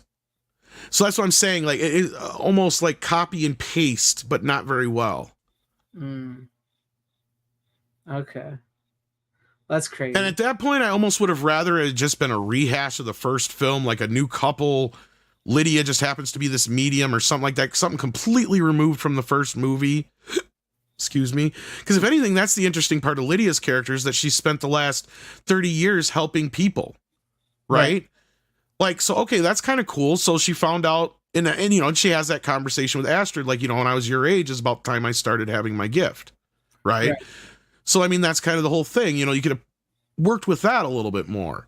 And not only that, you could have had the fact that she has this gift, that she's been being bothered by Beetlejuice all this time. Quit making him like this phantom thing. Just be the fact that he found a way back and he just keeps fucking aggravating the piss out of her because he knows that she can see him. Yeah. Right? Like, that's the thing. Like, that would be hilarious. Anyway, because they kind of pull the whole Sixth Sense kind of thing with, do dead people really know they're dead? Kind of, they don't say it out loud, but it's just kind of the way that Lydia deals and reacts. Because there's a couple of these scenes where she's like, for instance, there's a scene early on where she's in the bathroom and there's this girl with a knife stuck in her head or whatever, and she's talking to her just randomly. And it's like obvious that it's a ghost, but like they try to make it like it's this reveal to the audience, like when somebody else comes in the bathroom or whatever and starts talking to her, or in her dressing room, I think it was. And then the ghost disappears, right? So like, it's like, okay, yeah, we got it already. But that's about the only time they really do anything like that. Yeah. Because then from there, it just jumps into your dad's dead, go to Catherine O'Hara's, go to Astrid, go to the town. And it's just, things happen because they have to happen. Anyway, I'm done. Talk about how great Beetlejuice is, guys. Let's talk about, because Rook, you just watched it. Was this your first watch of Beetlejuice? Yeah, I think when I was younger, I saw little glimpses of it, like toward the end and random parts. But it's the first time, like watching it all the way through and taking the whole movie in and stuff. Mm-hmm. I liked it. I like the style of Tim Burton. Sometimes, like some of his movies, I don't like his style. Some of his movies, like this one, I enjoy the style. Yeah, this was like. Well, this was the movie that introduced us to the Tim Burton style. Even though he directed Pee-wee's Big Adventure, Pee-wee was the factor there, the drawing factor. Yeah. This was the first time the world was like, who is this Tim Burton guy? Mm-hmm. Yeah, and I mean, it seems like a interesting approach to enter into like the world of the dead stuff. Like, yeah, they're family, they're a couple, they're going on a trip, and then they try to avoid a dog, and then they get killed. I kind of like how the dog, if it didn't move right away, maybe they could have technically survived, but it like got off and then they died. And they just go home and they're like, okay, wait, what? Like, how do we get here? I like how they address that kind of a thing instantly. He's like, wait, how did we get here? And then they like realize that they're dead. They see the book and everything. I kind of like the way that it revealed that they're dead. to them. Yeah. I haven't, surprisingly, I don't know if I've seen that approach with ghosts before I in don't movies. think we survived the crash. I haven't seen this copied pretty much, which is good. I've not seen Beetlejuice like copied anywhere. No, I mean it sort of has here and there, but yeah, this is like the way they introduce, like, because you sort of yourself don't realize they're dead at first, sort of. You know, you kind of think they're still alive, and then you get to it, and then yeah, they're dead. But I figured because they could just cut to them being totally okay walking in their house. Yeah, just I'm like it's kind of they're weird. in their house, Like, they're okay. Like and- what? Oh, okay. It's like, okay, Beetlejuice. Oh, okay, probably dead. And then they have the book of the. I liked the joke too. He's like the book of the deceased. Like that seems like an accidental joke almost, like as if the line is. That's one thing I noticed this time watching it. Just corrected. That seemed like because I watched this movie the night before the movie came out, and I realized how stupid they made Alec Baldwin's. All the men in the first film are fucking dumb as shit. Yeah. Like dumber than dumb as shit. Like Beetlejuice is the only intelligent man in the whole movie. Because they vicariously make Alec's character so stupid with scenes like that. And I get it, they're just trying to be funny, but he's got a couple of those moments, and they really make him come off like a dildo. Yeah, but I mean, at least with what I'm he says, you know, who doesn't know the word deceased? Well, no, but compared to diseased, Rook. That seems like a natural, like just tongue mistake. He knows what he said. He said the wrong word out loud. I like that. Again, no, you're making excuses for them making the character look stupid. I feel like they might not have even had that for a joke. That might not have been an intentional joke. He could have said it and then. Oh no, it's in the script. It's an intentional joke. So, like, I did this video last week for this channel, retrospective on Beetlejuice, and so I've got my hands on like 3 or 4 various different versions of the script. And how, because you don't know anything about the making of this, do you? Did you watch our video that we dropped on it, Rook? I think you did, Greg. I think you told me you did. No, I haven't seen like any extra material on Beetlejuice. Okay, so Beetlejuice was supposed to be a much different film than what we got. Bring this up. Go ahead. This is what Beetlejuice is based. I took the description of Beetlejuice from the original script and put it in AI, and this is what Beetlejuice would look like.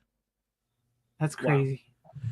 He is not the goofy little demon comedian that he is in the movie. That's all Michael Keaton. Yeah. Up until the shooting script, this is the version of Beetlejuice that's in the script. He is a creepy, diseased little fucker who wants to get with Lydia. Yeah, it's just weird because when you and kill everybody else. It's weird when you think about, because she was like 17 in that movie. Nobody really thought she's about 14. That. Oh, I thought she was she was younger. Yeah, she was like in high school. Which is weird. She's a freshman. Yes. Yeah, that's even weirder when you think about why Winona Ryder just said that she was lobbying to have her and Beetlejuice as a arguing, bickering couple because she wanted them to get together. I don't know if they actually say it in the movie, but I think they imply she's more like 15 or 16 in the movie. But then again, she's still a young kid in a girls' school at the end of the movie, so I'm still thinking it's.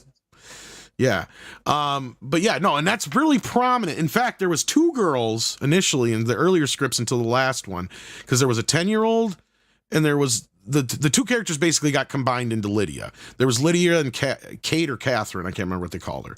And one was the original version of Lydia was closer to what Delia is.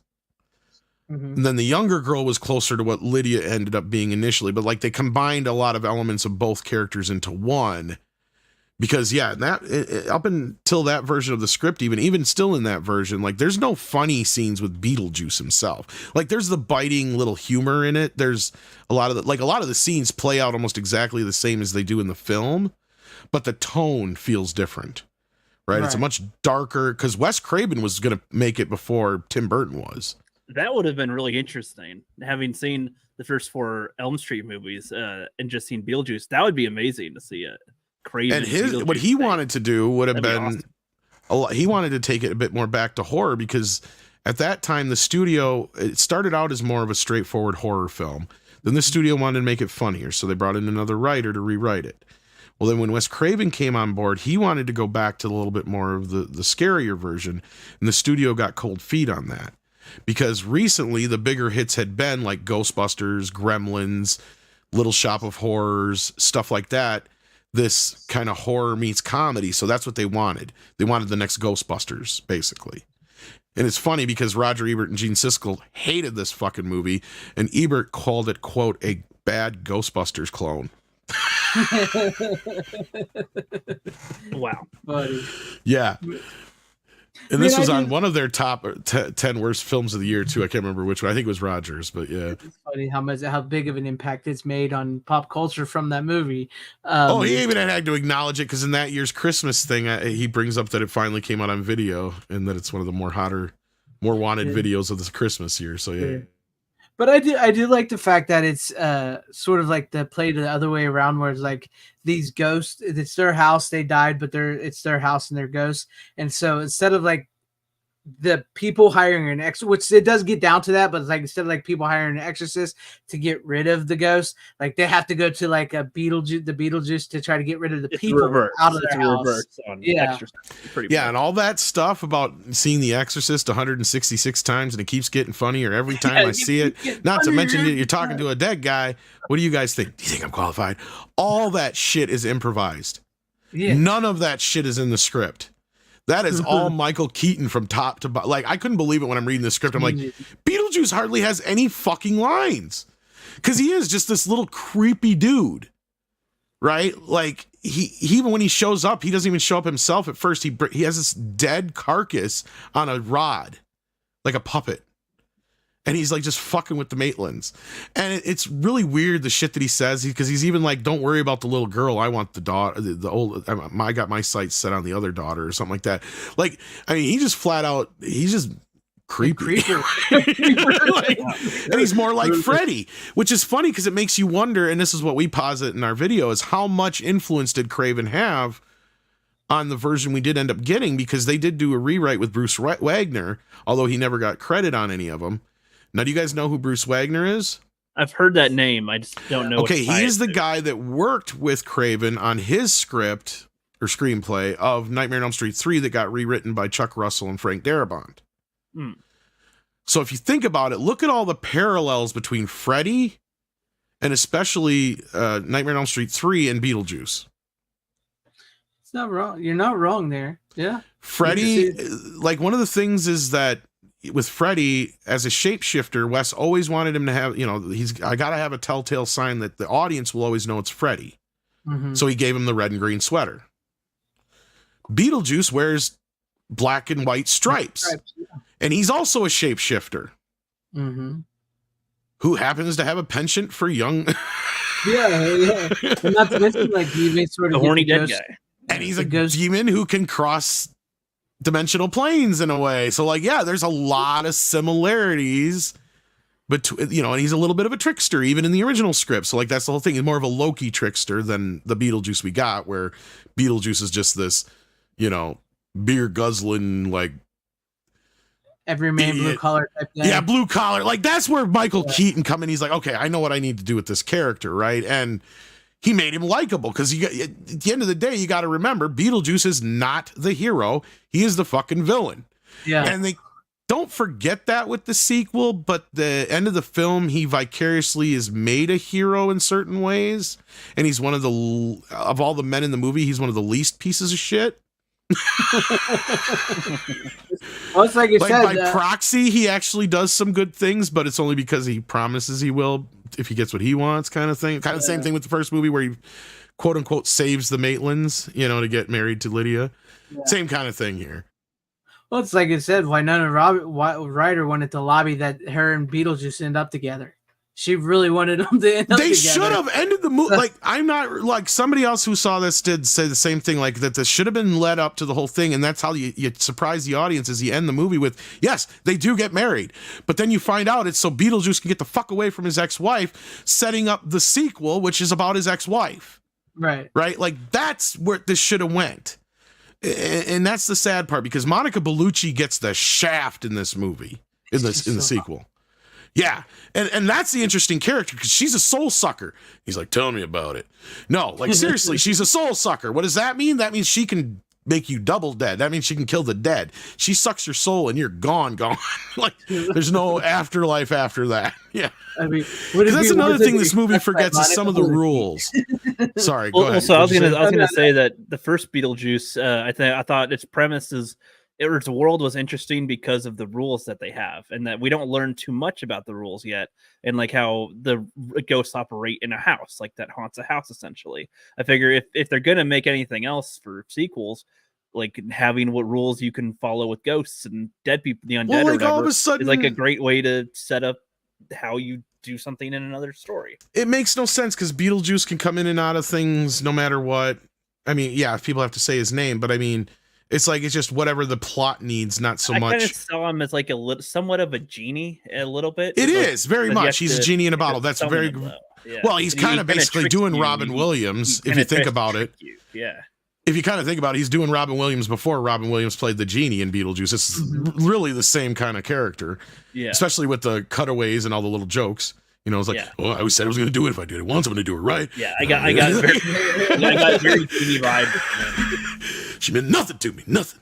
And that's another thing they didn't tie back, even though, spoilers, minor, Monica Bellucci's character when she's coming back together, because that's how she's been gone all this time, is Beetlejuice chopped her up. Mm-hmm. And they've kept her in different boxes all this time because she's a soul sucker, so she wouldn't get back together and start killing ghosts. Well, she's coming back together. One of the last things that comes together is her ring finger. Yeah, and it was blue, just like she is. Yes. Yeah. But they don't even reference that. See, that's what I'm saying. This could have all tied back together with why Beetlejuice wanted to get married in the first goddamn place. Right? Because in the first movie, they just presented as, he gets out if he gets married. Right? Mm-hmm. Well, that's where I was saying they're kind of messing with the rules here, because the only other time Beetlejuice gets to come out of the model is when he's doing his exorcism. Mm-hmm. Otherwise, because he's affecting the world, but he's not out like he is in this movie. He just comes bouncing around in and out to the house that he was summoned to, essentially. Exactly, yeah. So like they kind of played a little loose with some of the rules in this movie, and not as bad as some movies, though. I don't want to dump on it too bad because there is some good elements to it. Like I said, I mean, Catherine O'Hara does not get enough fucking credit for how she is the funniest part of the whole fucking movie, because she has taken her character to the extreme. Where she decided that no, to what she's doing. I'm not even going to get into it, but of course, like I said, with what the movie starts off as, and everything like that, she has one of the best scenes in the whole movie, and it's in one of the first few minutes of the movie. So from there on out down, for me, it was mostly downhill. Besides the Bob stuff, because I've seen most of the Beetlejuice stuff in the trailers. I've seen most of the Bob stuff in the trailers. There wasn't really much else left for the surprise. There's even certain things that are already kind of spoiled in the trailers and other places, because so you're like, oh duh, well of course this is going to happen because I saw that in the trailer, so that obviously logically so and so is going to die. Right. Not to spoil it. Makes because if you've seen them in the nether realm, then you know they can't be alive. Yeah. Except for there is that a little bit, but like that comes in later. So, yeah. Yeah. Makes sense. What would you think if Sammy Davis Jr. or Sam Kinison were cast as Beetlejuice? Kinison probably would have been a lot like Michael Keaton, just louder, darker, and louder. Mm-hmm. I think Sammy Davis is more what they had in mind initially, although he was described as a Middle Eastern man. And he actually does supposed to have that, oh God, what the hell is that accent called? To think you'll come again. Like it's even kind of written out like that a little bit like the kind of East Asian, whatever. East India, kind of accent. And they even play that up in the script a little bit to where like that's his vernacular. That's the word I was looking for or whatever. But I mean, at the end of the day, it was a character that Michael Keaton owns. Nobody else will ever be able to play it. I hope that they don't make another one at this point. Leave it alone. With all the money it made, you never know. But that's just opening weekend. We have to see how it does long term. What impact did the original Beetlejuice have with everyone? Because I did not grow up with that phase at all. Other than I know everybody loves the movie. That's how I grew up with it. I mean, culturally, it brought Tim Burton to the forefront, and then he went from there to Batman, which just was like boom, ba-boom. And Beetlejuice made like 80 some million dollars or so, give or take, when it first came out. So I mean, that's not bad for 1988 money at all. Not bad at all.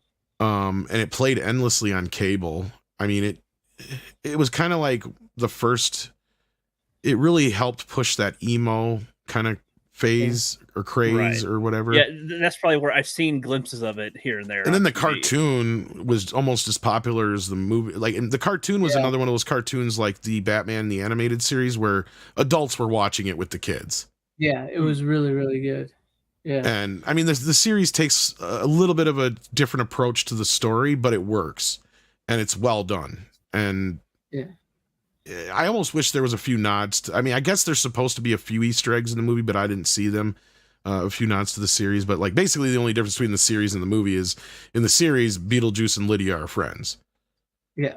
And they travel through things together. The Nether Realm, and Beetlejuice is always getting in trouble or something like that, or trying to help Lydia and just fucking shit up or whatever. You know, it's funny, but there's a lot of double entendre jokes and jokes that are clearly on multi-level planes. Like, here's a great example. On the Blu-ray, do you have the Blu-ray, Rook, or the old DVD? He had the DVD. He took off, didn't he? Yeah, he took off, but he said his sister fucker, had I'm talking to him and he left. Well, you know what I'm talking about. They got the one episode on the Blu-ray, but I mean, if you have the whole set, it has it on there too. But the one where Beetlejuice keeps telling little white lies and he gets a whole closet full of skeletons. Like, come on, what kid knows what you're getting at there, right? Like, I mean, it's a really great kind of joke that the parents can enjoy along with the kids. The kids are just watching a Beetlejuice cartoon, and yeah, maybe they'll learn something from it, obviously. But the whole punniness of it, and that's the other thing, is the great punniness of the jokes on from both the movie and the cartoon, especially with all the jokes they would come up with, you know, the names of things in the Nether Realm. It was good though, and it's like they said, like Rook wanted to know the impact. Tim Burton managed to make a movie, by all accounts, that would not be popular with modern audiences at that time, be very popular, because like you said, it was like ushered in sort of like the golf and all that, but it was like sort of it was like family fare, but it wasn't family fare, and it was horror, but it wasn't horror, and it kind of was like, well, it helped that we had movies like Gremlins and all that. Gremlins and Little Shop of Horrors and Ghostbusters, especially, and Fright Night too. Mm-hmm. Yeah. Don't forget the impact that had, because a lot of people forget that was a pretty big hit at the time too. Yes. And this just so happened to hit like on those notes for horror fans, for family, and it was unique, right? Like, yeah. And this is what we keep talking about all the time: is it's not too hard. Just come up with your own thing. Right? Yeah, like, be original. I mean, like Rick was saying, it's a very interesting concept. Like, yeah, I mean, have anybody done anything like this before? I'm sure if you dig deep enough, there's a few of these. I mean, you can almost compare this in a way to like It's a Wonderful Life or Heaven Can Wait in certain respects. Mm-hmm. Right? With the afterlife and all that kind of stuff. Yeah. But what this is basically a Looney Tunes cartoon just threw up all over. Right. Like one of these other things. But as you were stepped away, I was talking about the cartoon, Rook, is like saying how you might enjoy that. I don't know which version you have there, if you have the DVD or they have a few episodes of the cartoon. I watched it on HBO Max because I know we were going to talk about it. Okay. Well, they might. Do they have this series on HBO Max, or is it just on like Tubi? It's only on Tubi. Right?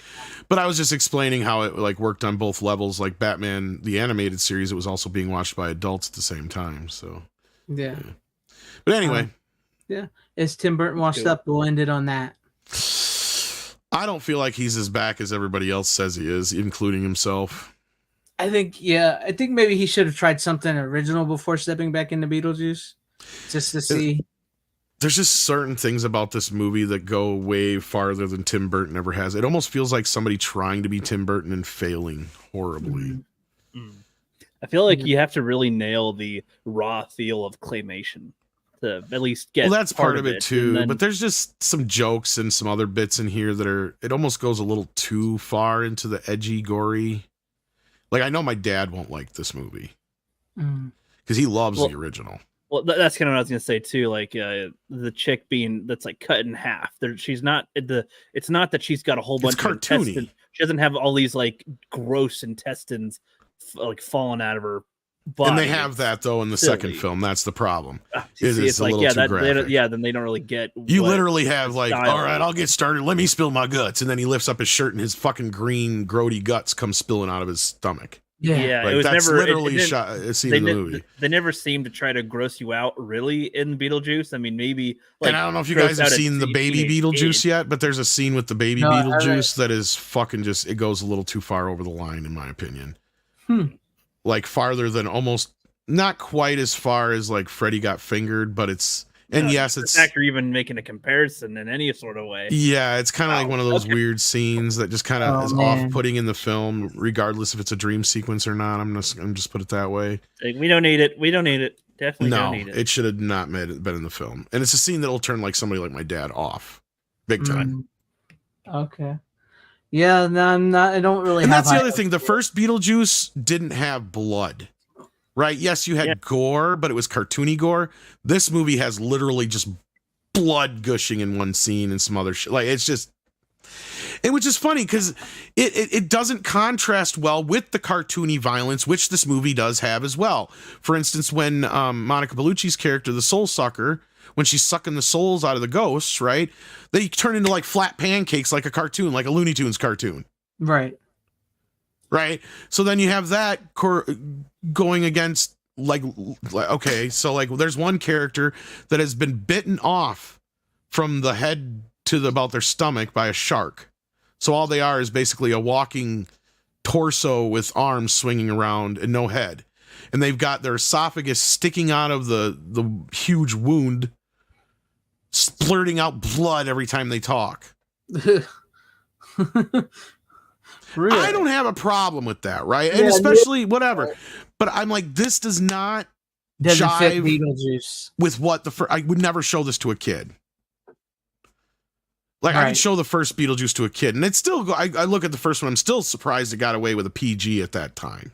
Yeah, even with a whorehouse in the movie. Yeah, even with that kind of shit. But like that's even compared Yeah, to. it's nothing really. I mean, just the whole idea is like that movie's a good example of how the rating system is totally fucked now. Right? Because if Beetlejuice, the original film, came out now, they would totally slap it with a PG-13. Yeah, yeah. And they'd have to bleep the F word or take it out. Mm-hmm. And they heard actually do literally bleep the one F word in this movie, even though it's a PG-13. Wow. Insane. I heard from Because somebody. it's literally Beetlejuice going, what the and that's it. I don't know if it was you talking or somebody said that they might try to make 3 movies because Beetlejuice. Or Well, of something. course, You but think they're Tim Burton you think never they're had going that to, or in no? mind, but if they were going to do that, I wish they had just shot them back to back and it would have helped this movie. Because like I said, it would have been a better setup had that been the whole thing. And then it makes it a trilogy, right? Yeah. Because then it's like, oh, okay, so the whole time, this is what Beetlejuice's whole fucking game was about. Is he wants to marry a mortal so he can get the fuck away from his soul-sucking wife. That would be so much better. Within the limits of the rules of the dead and whatever. Because she's actually worse than him, because that's the one thing, is like he was not much better. Like one of the better bits in the whole movie is actually out there and online, and I thought it was I don't know. I thought it was like a leak, but no, that's how it is in the movie, where it tells Beetlejuice's background, his backstory. Mm-hmm. So you find out where he came from, and it does tell you who his wife is and that whole backstory and shit. And it's actually one of the more interesting scenes in the movie. You can go watch that right now on YouTube. Right? Yeah, So, I seen that. Yeah. yeah. You know, so the whole bit where like he talks to the microphone and it comes through in a different language, that's in the movie and it's not even explained. So I don't know if it's doing that because that's the language he used to speak, or if that's the language that the Bobs speak. And I know they're not all named Bob, but just the main one is named Bob. The rest of them are like Tom, Dave. They're all just single name guys. Like, but Bob is the most loyal and his right hand man, and Right. he's the one that everybody loves. But yeah. So anyway, like, and I don't know why, but he just cuts into this other language and then it gets into subtitles. But that's the only off-putting part about it. Just like it doesn't explain why it's doing that. So that's what I mean. That's what the movie kind of feels like in a nutshell. Just like And instead, and the musical choices in the movie were horrible compared to the first film. Like, yeah, Deo makes an appearance, but They use MacArthur Park instead of Deo as the main song in this. And I'm sorry, guys. But for those who don't know that song, you ever heard the song Jurassic Park by Weird Al? That's the song that's a parody of. Yeah. MacArthur Park is notoriously one of the worst songs ever fucking written. And I don't know if that's why they're trying to, if that's the joke here. Either way, it goes on for way too long when it does show up in the movie. I hate the song. I'm sorry. Yeah. And somebody asked me, like, I've never heard the original one before. I've only heard the Jurassic Park one. They're like, and that's the words? I'm like, pretty much. They did take a couple lines out that would be considered. I did find this out after the fact that they did change a few lines that would be considered, or edited them right out of the song. Right. Not as ethnically appropriate or some stupid shit like that, but like, anyway, yeah. Not modern day sophistication or whatever. So there is a little bit of wokeness in the film, but nothing like serious. All right, well, let's go on and let's see. Rook, you got just those left. Is that all you got left? Yeah. All right, so all right, we'll do yours. We'll do mine, and then we'll let Tom finish out the night. So go ahead. All right. Well, last week I watched the first Friday the 13th movie for the first time, and now I watched the other 3. So now I have the first 4 under my belt, finally, with these. And you know what? They're actually all right. I was thinking that each one was going to be a literal reset of all right, all these people get slaughtered, and then next year a whole bunch more kids come there and get slaughtered. No, by the time you get to part 4, it's like Tuesday the 16th. Right, yeah. Which I am glad that it's all more like around the same time, especially because they even like have like it on the news a little bit, and it's like if it was spread apart too far, that wouldn't really add up that much. And so I like that it's like more closer together, his events. It's like a killing spree essentially. It's not a repeat. He's just there and kills them. That's what I thought it was going to be. So I'm glad it's not that in these yet. Out of the 3 of these, I'm kind of talking them all at once because I just watched them all and they kind of blur a bit with the amount of characters that get killed in them. But part 4 is my favorite of the ones I've seen. I knew it. That's the one most people like of the first 4, besides the first movie. I feel like it has like the most characters to them that are more defined. Like if it wasn't based on like if there wasn't going to be a slasher in it, you could kind of follow the characters and it would be like its own movie anyway, kind of a thing. George McFly. Did they ever find the corkscrew? No. But find a like corkscrew in that one. George McFly. With his character in it and like the other characters in there that interact and whatnot. I liked it. The little kid, I was told beforehand that the little kid's going to be Jason's nemesis. And I'm like, what? Yep. But by the end, I was like, I can, all right. Okay. I like that. It's one of the few horror movies where the slasher villain's main nemesis is a guy, because usually it's a girl. And they still manage to bring in the final girl for each movie, even when he's in it. Yeah, but that's the first one too, right? Where it's like not just a final girl that survives, another person survives as well, the little kid. Yeah, him and his sister. So that was that. I am aware of some of the production with some of these. Like I know that the 4th one was either the director from the first one or the special effects guy from the first one or something. Tom Savini came back to do the special effects for the 4th movie. Right, which a huge improvement in visuals in the 4th one. I think I mentioned how low budget it felt in the first one with some of the effects. In this one, oh my god, like the kills felt a little more satisfactory with the way that they looked. Him getting when his face gets sliced in half with the thing. Crazy. The little masks that the little boy is wearing here and there looked really good. Like, those could be to their own movies. I'm like, once again, that's Tom Savini, because that's what Tom Savini would make masks. Yeah, but that's good. Like, I don't know if half those masks were actually used in any other movies, but no, they look like they could be. Like, they made them all for that movie, I believe. It's been a while since I watched some of the special feature stuff, but I think that's what they did. Well, that's cool. I mean, they all look like, unique enough that they could put those designs in another movie if they want to. Those look really good. Yeah, I like, so with it not being that, the camp that where everybody got slaughtered every year, let's go there and sleep. I'm glad that's not what the premise was. Jason's just pretty much going on the killing spree, going around essentially. The only question I got that's a little weird, that wasn't really explained at the beginning of chapter 4. It has him in the morgue, and he's like confirmed dead, I guess. I mean, he should be, because he got, like, boinked in the head with a pickaxe or with an axe, or so he got hit in the head with an axe and hung, and body slung over, like, and he was just laying on, should be dead. Like, he's a human being, he should be dead, especially with him being large and dropped and hit all these other times anyway. Like, and he got brought to the morgue and was put in the thing, but then it's just, he just gets up and just starts killing everybody, and it's like, was there like a scene cut or something where No, it's just like he's just retard strong. I told you that. There's, like you said, is most 1 through 4 he's considered a human, but there's also a debate. Maybe he was something else. Maybe he was a wraith. Maybe he was brought back from the dead by his mom through the Evil Dead book. That's from Adam Marcus. So you could debate on whether or not what he was or what he wasn't. I almost feel like that would make more sense to me, because the idea that he just survives drowning as like a retard kid, and then he survives in the wilderness by himself, like from like an 8-year-old or a 10-year-old, I don't know, like surviving, like food and everything, and nobody knows he's there the whole time. Like, I don't know, that's a little weird. If it's like his mom kind of was, having him, he did have his little shack there, so that's all right. I don't know, like that would be my nitpick a little, which is like, I don't know if I buy that. But think about it for a minute though. If he being of, okay, he's actually, like, I believe mongoloid mute, not actually what I said before. He doesn't have Downs necessarily.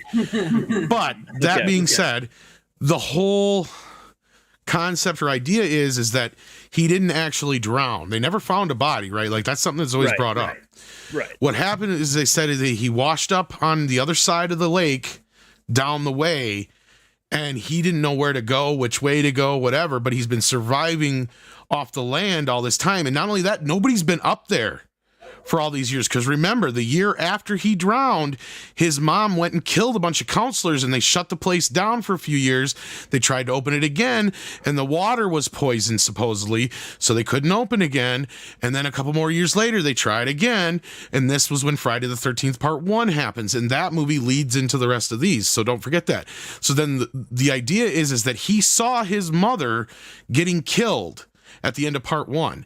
So he started hearing noise, so he started going towards the camp, right? So he, the camp was becoming active, so he probably actively started moving closer and closer to the camp throughout the first movie, happened to see that, and that's what set him down his path of trying to get revenge for his mother. I follow all that. It's, if he's not actually, like, as dumb as they make it seem that he is, then I can buy him. I'll tell you, it's possible, because we've got a kid right now who's been missing for like 2 years in the area, and they keep finding evidence that the kid's still alive, but he keeps camping and moving from place to place to place. So I don't know if that, it's very possible. So, and he's, I could believe a kid, but I thought he was like I thought he was mentally handicapped. Like, I was trying to imagine a mentally handicapped person surviving in the woods. He does set traps. Yeah. He's actually smarter than he looks, because he does set traps for these people to go into. So I just think he was just deformed. I just think then that works a little bit better for me than to what he is, because I can believe that. I mean, there's a whole book. I forget what it was, where like some kid is in the wilderness and tries anyway. He gets like a falcon or an eagle or something along with it. I get it. I can believe it. I got it. But no, I liked. I mean, there's a lot that I like in the fourth one. Really, I mean, they amped up the titties that we see. No, well. I feel Friday 13th notorious for nudity. There's only one of the first one has like, the first couple have like glances. It's there, but it's not like as prominent as they show in like the fourth one, where it's like, there it is. There we go. There's only one Friday the 13th movie without nudity. Okay. So I was just saying it's more prominent in the fourth compared. Oh to no, the yeah, first. it gets more prominent Like, in more each. prominent, In the so. fifth, wait till you get to the fifth one, which is regarded as you'll see. But the fifth one has some of the best nudity, especially from an actress named. This is her real name. So her name is Deborah Ann Voorhees. I believe her name was Deborah Ann Voorhees. Was her Okay. name? She has amazing tits. Amazing tits. So, Well, it helps that the fifth movie was directed by a porn star. yeah, the fifth movie was Okay. directed by a porn director, by the way. So it's a bit Naturally. nasty. It's a bit nasty. Or I meant porn director. Did I say star? I meant director. Yeah. Sorry, you were talking about the actress, and that detoured my mind there. I was thinking about her tits. I got Her Yes, glorious yeah, tits. Great ones. That's funny. But no, I think it. So let's see different parts here. Number two. I don't have much to say about number two off memory. I find it interesting that he doesn't get his actual. He doesn't like wield his machete as much until the fourth one, where that's more prominently a weapon that he has. But it's not. Like it's not even really his main weapon still. He uses knives, he uses axes, he uses other means to kill people, like a little harpoon gun or something. He uses a whole bunch of different ways to kill people, popping their skulls. This is how I love how Right, Rook's brain works. Instead of going the obvious place I thought he was going to go with, I didn't realize that he didn't get his hockey mask until some point in part three. Well, I didn't. I'm getting there. I have a lot to say. I know, but you jump into that first. That's what I thought was adorable. I was getting there because the 80s Jonah Good Hill. night, Brian Barth. Thank you for hanging character. with us. Take care. Yeah, good night, man. I do find it funny that he gets his iconic mask from 80s Jonah Hill. Like, all right, okay, and it works because I didn't.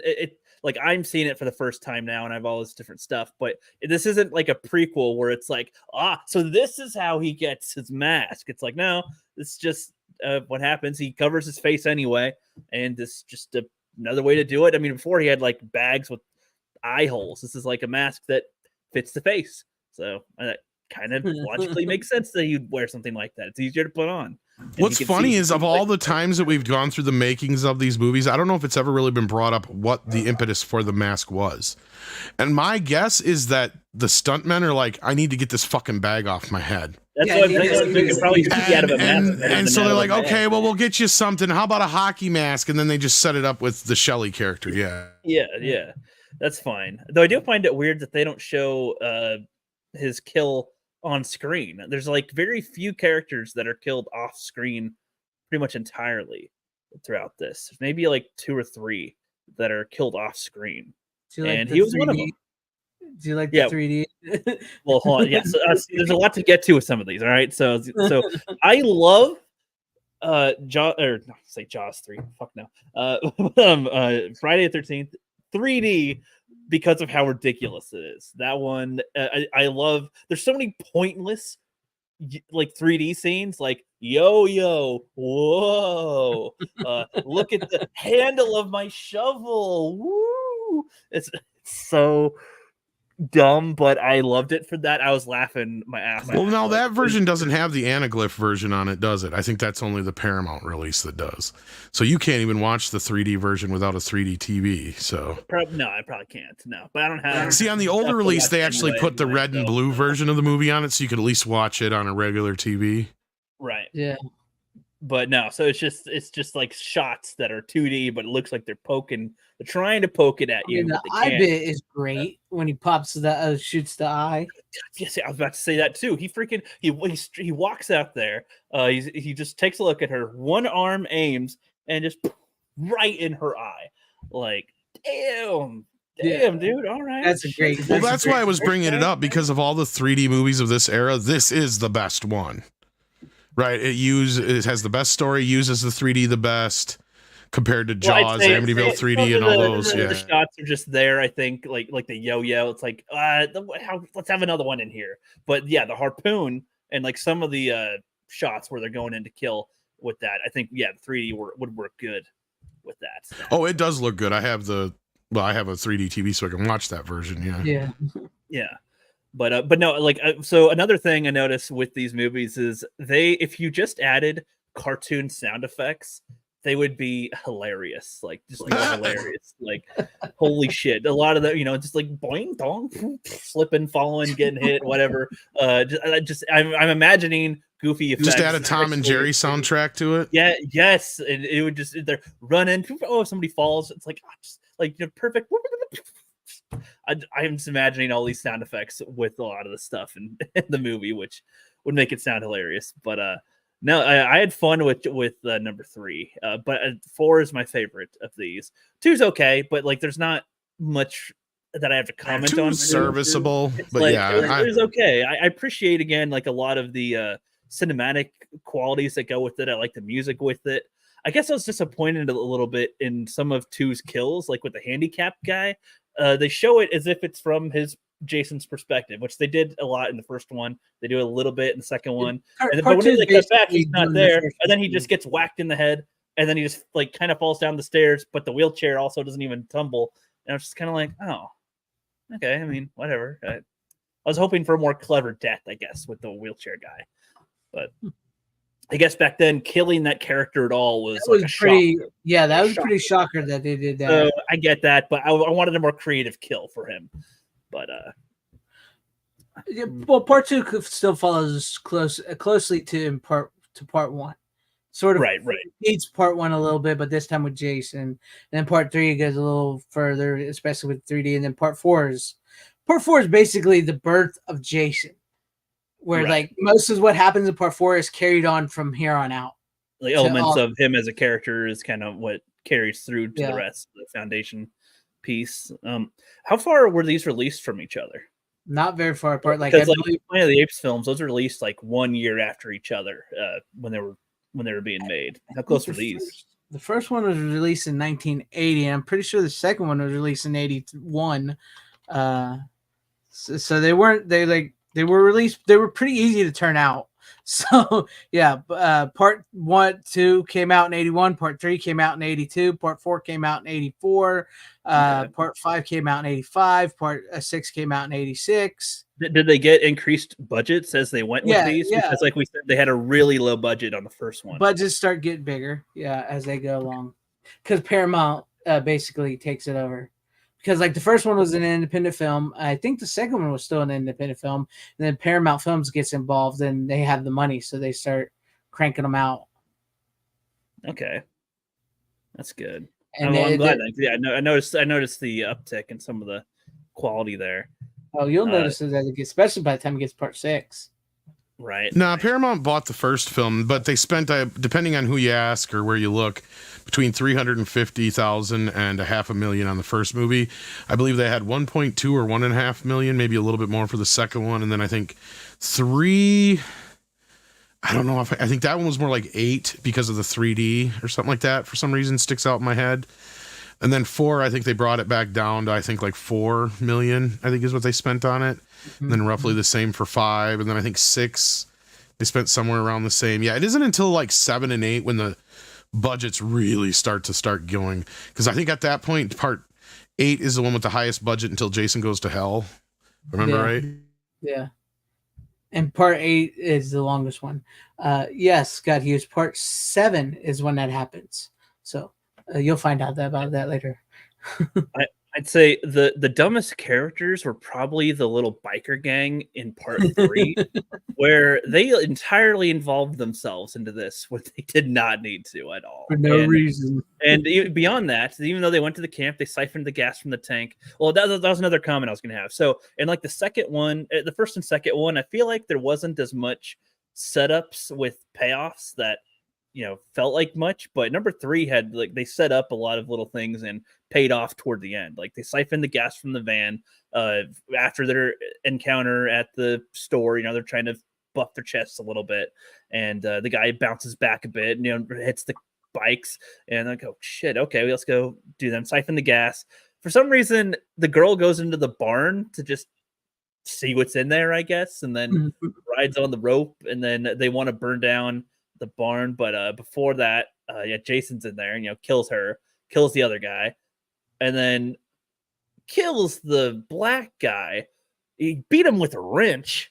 We don't see his head get beaten though, but big old Jason, we know how big this guy is and strong, beats this guy in the head with a wrench, but he's not dead because the final girl gets saved by the black guy in the last second because he's not dead. Was that like do you guys know anything about that? Was that like an intent? Like, did they go, okay, and then somebody, one of the survivors saves her, and they're like, there's nobody left. It's just like we got a guy that we can use that's still alive. Like, it's like a slasher thing. It's like if you don't see them die, they more than likely are still alive. Well, it doesn't matter how much it's hitting him. If it doesn't show like exploding blood, heads, body parts falling off, or the character just going, right. That character is more than likely still alive. So that means that the little kid's mom is still alive from part 4 because they don't show her die. They show her walk outside the cabin and scream, and we don't see her for the rest of the movie. You don't see her body or not. You never know, but I would say don't hold your breath. Right, but I'm just going based off the rules you just set. The rules you just set. Are you sure? Isn't her body upstairs in the bathtub? Yeah, I'm going to say, if I remember I think correctly. somebody else taking a shower that got killed up there. Unless I'm getting the house. For some reason, I see the daughter screaming in a scene, and I know because Greg's 100% right. Like 9.99999999999 times out of 10. If you don't see somebody get killed, that means one of two things: they're either going to pop up later in the movie, or they're going to just be used to scare somebody else down the road. Yeah. Well, because I know somebody was taking a shower before. And they hint at doing like a psycho scene. Pretty sure it shows their mom die. For a sec. Chat, am I crazy here? Because I remember I haven't watched the 4th one in a little bit, but I'm pretty sure they show her mom die. They don't show her getting killed though. Is what I'm saying. If she's in the tub, they don't show her face. I thought that was another character that was dead in the tub because they showed somebody else take a shower. His sister takes a shower, and then she comes out. I'm pretty sure they show their mom dead. I'm pretty sure. I don't know about that. Yeah, Holophil would know. I don't know.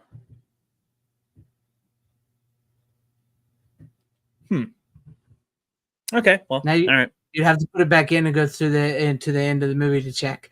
Yeah, but I'm pretty sure they do. Yeah, no, but out of all of them, the 4th one seems like the most rewatchable to me.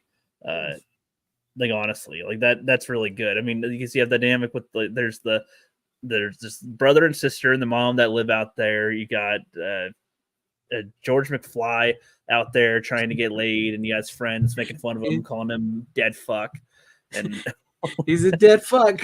Dead. Like I didn't think the joke was very funny, but I like the reactions to the joke and stuff. He's like, he thinks that's funny, and it's like, all right, that's pretty funny with some of that. The guy that so correct me if I'm wrong here. So the guy, the like hiker guy that's out there, that's like purposefully there to kind of look for Jason. Is he like related to somebody in one of the other movies? No, I don't think so.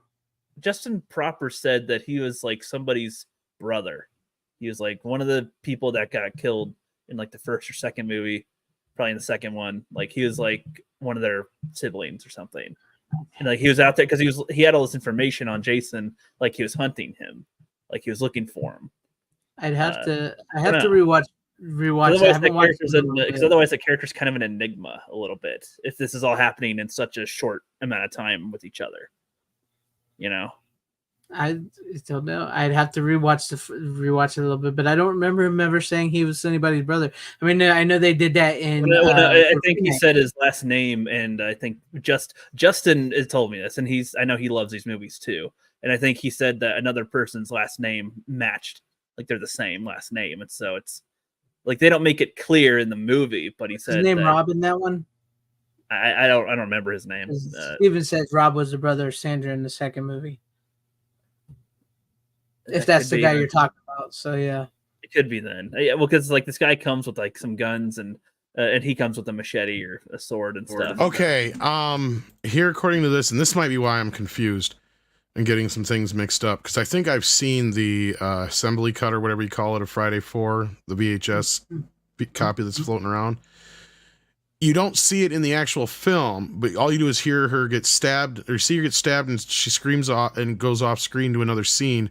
But in the deleted original scene, Jason drowns her. Okay.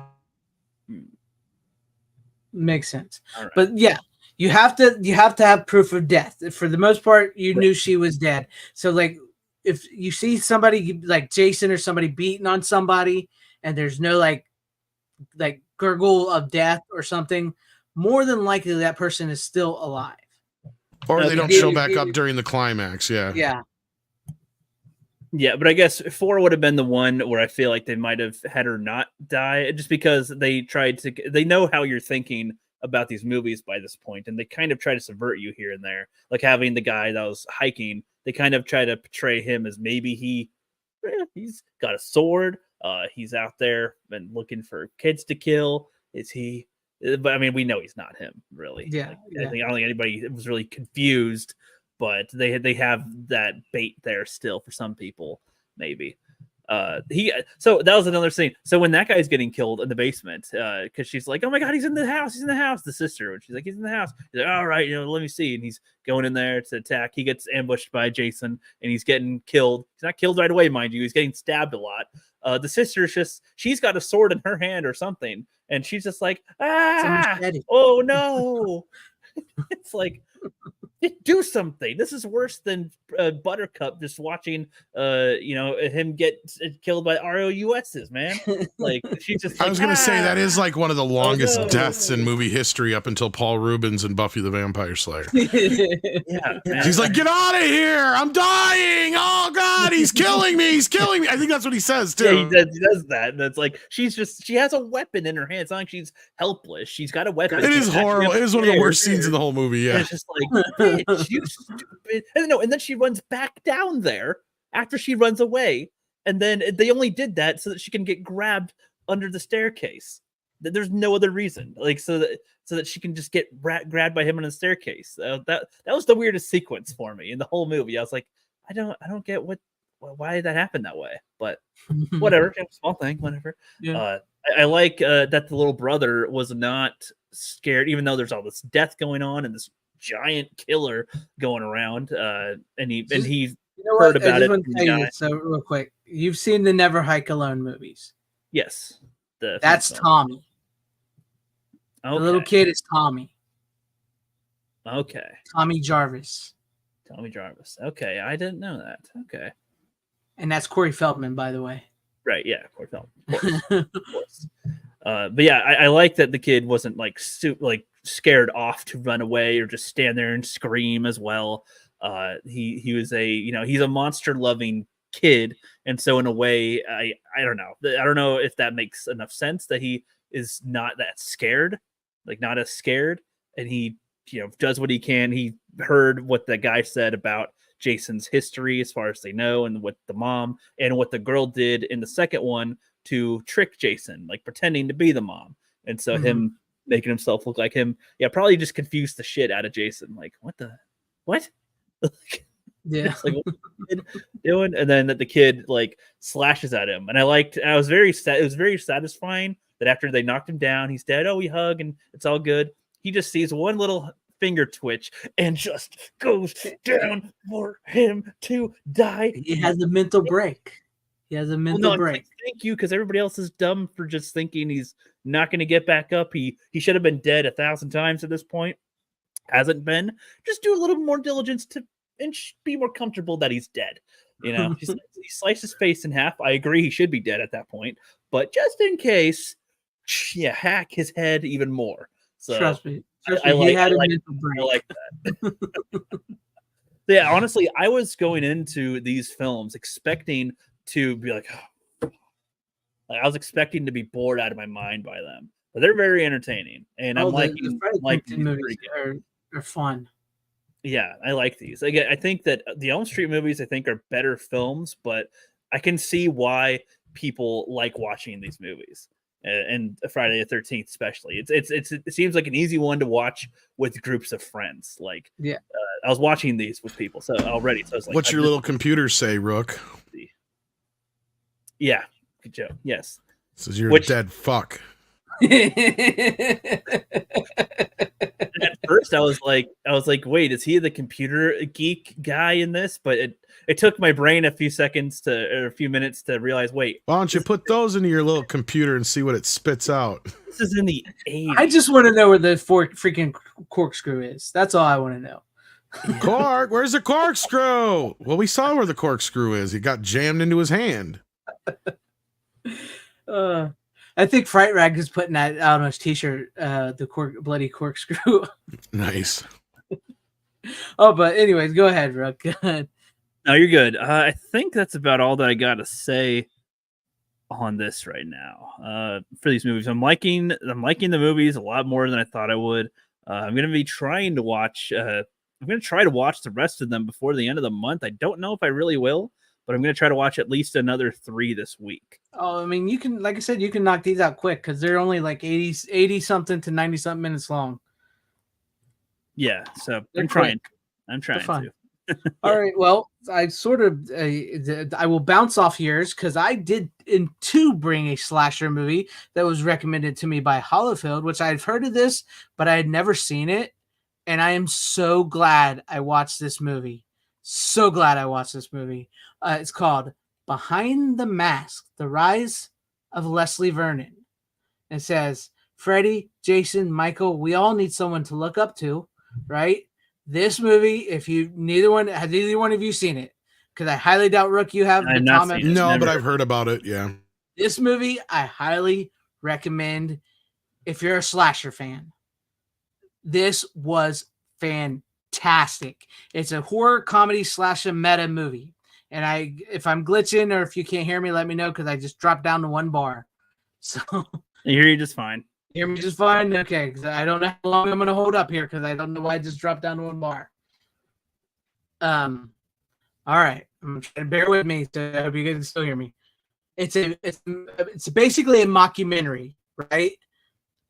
This guy who goes by the name of Leslie Vernon hires this documentary crew.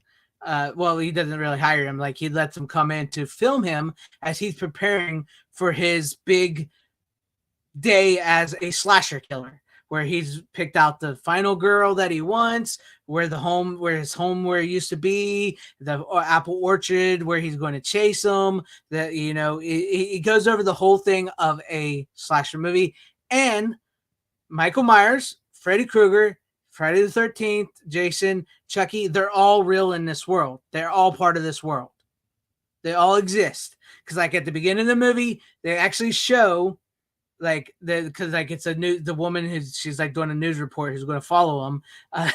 She's like talking. She's like, you know, what is it with these serial killers? There is over at Camp Crystal Lake, and they actually show Camp Crystal Lake, and the sign and everything is like Jason Voorhees. His legend has grown to where he has supposedly killed this, and then over on Nightmare on Elm Street, and they show the Nightmare on Elm Street house. They show Freddy's house, and what is really hilarious about that is Kane Hodder, who plays Jason Voorhees, is living in the Nightmare on Elm Street house. He's living in Freddy's house, 1428 Elm Street. And he walks in and he's like, there's the rumors of this man on the Elm Street who can invade your dream and kills you. And then he goes over to Haddonfield, Illinois. And he goes, and on Halloween night is something of a bad night for the people of Haddonfield. So like all these people are real. And this guy, Leslie Vernon, wants to be one of the next great slashers. So he's like, he talks about how he's training. He's got to do the cardio to make himself look like he's, you know, like why they're running, why he's walking. And so it's a really great, funny, like meta movie. And there's so many references. Like my mind cannot take in how many references are in this damn movie. Like there's one scene when he's looking at trying to explain how he finds these final girls. And when he's talking about that, there's little girls on like jumping rope in the corner of the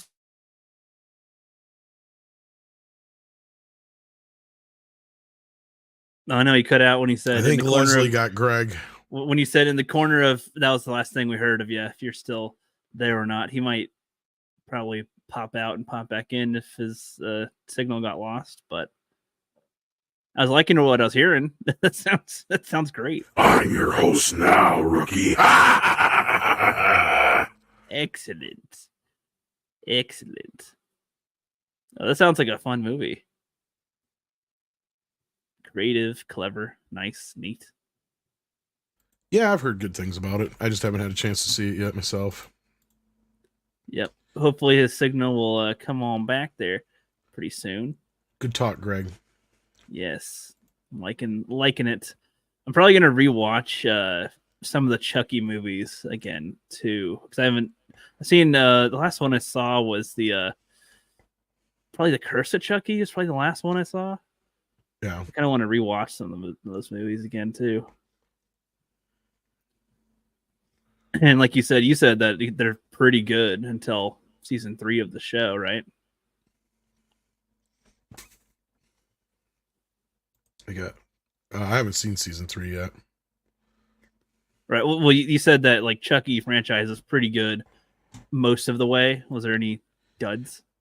Season 2 is where the show took a shit for me. Starts to go shit. I got you.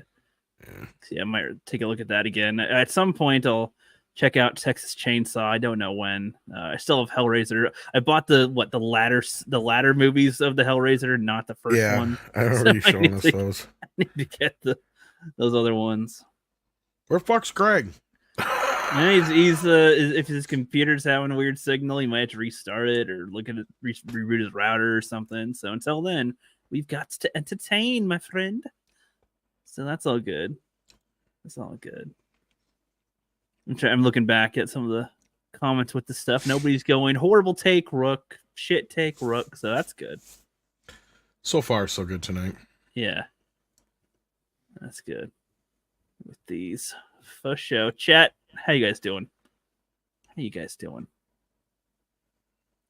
yeah, we could just talk about another movies if you want. Well, I didn't know if he had more to say about it. I didn't want to jump into something else if he had more. Well, I pretty much wrapped up what I had to say with the Friday the 13th ones. I'm liking these slasher ones a lot more than I thought I would. I really with Elm Street and Friday the 13th, I thought I was going to think these were abysmal, but I'm having a lot of fun.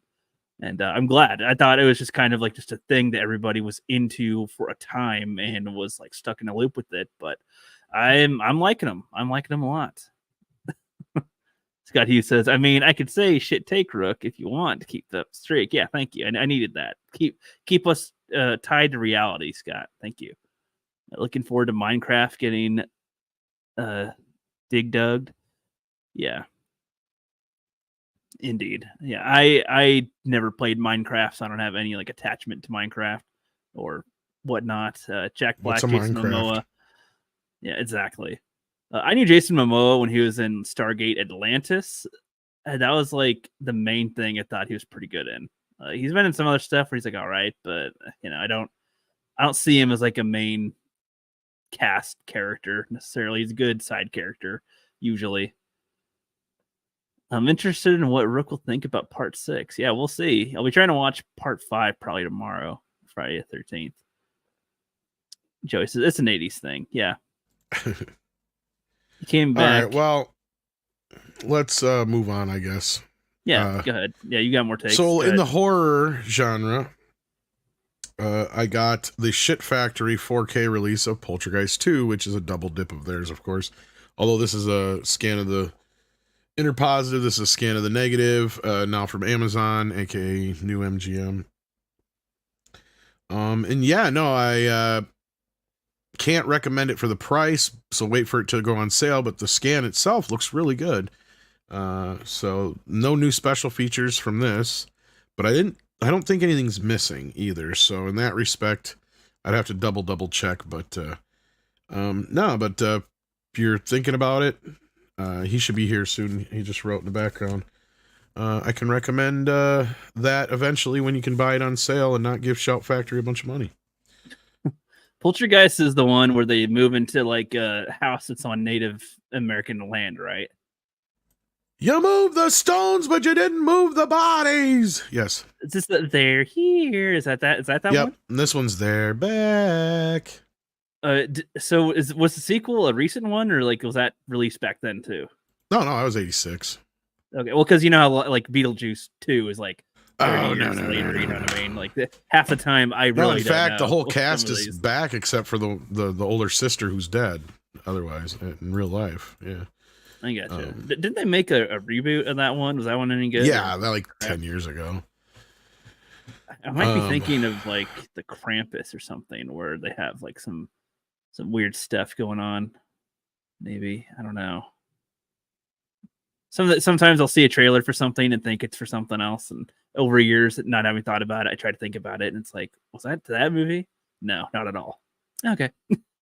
Now this one picks up pretty much where the first one leaves off, and the family has moved in with the mother's mother, and Kane, the main baddie, is followed Carol Ann, and we get introduced to a couple new characters, but otherwise, no, it's a pretty solid sequel for the most part. Pretty decent special effects. As I said, decent scan, Dolby Atmos upgrade on the sound, plus the original stereo and 5.1 mixes.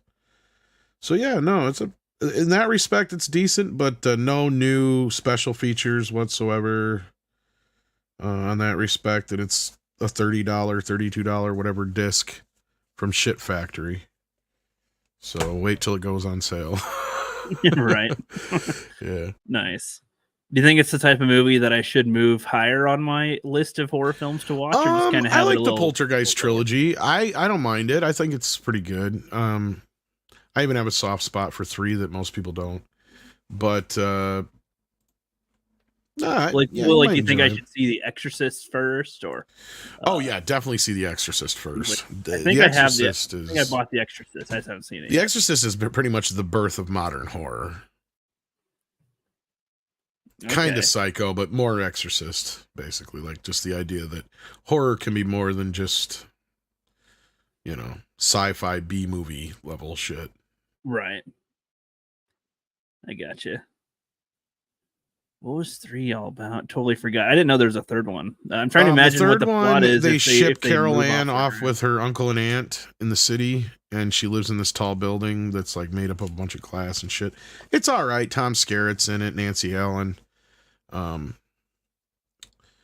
It's not horrible. It's just, a third film with none of the other cast but Heather O'Rourke in it, basically. Gotcha. DJ Gravy and Tangina's in it, but yeah. DJ Gravy Miss says, how do you experience Dolby Atmos, Tom? Just a sound bar, or do you have a full-on multi-speaker? You can get a Dolby Atmos sound bar, but it's not true Dolby Atmos. Dolby Atmos can be complicated depending on your setup. The idea of Dolby Atmos is that it's object-based sound, and it calculates where your speakers are in the room, and how many speakers you have, and it's to give you a 360 surround field. So instead of it being like straight up just soundtrack based, like most tracks are, it actually they've assigned sound effects to objects on the screen and as they're going off screen and such like that, to where in your room it's kind of based on technology, or it is the same technology that was made for video games, if that makes sense. So it's just kind of it's a new version, or the final version probably, of surround sound. It's where you've added, instead of just a level audio field, you have up above you as well to add that level.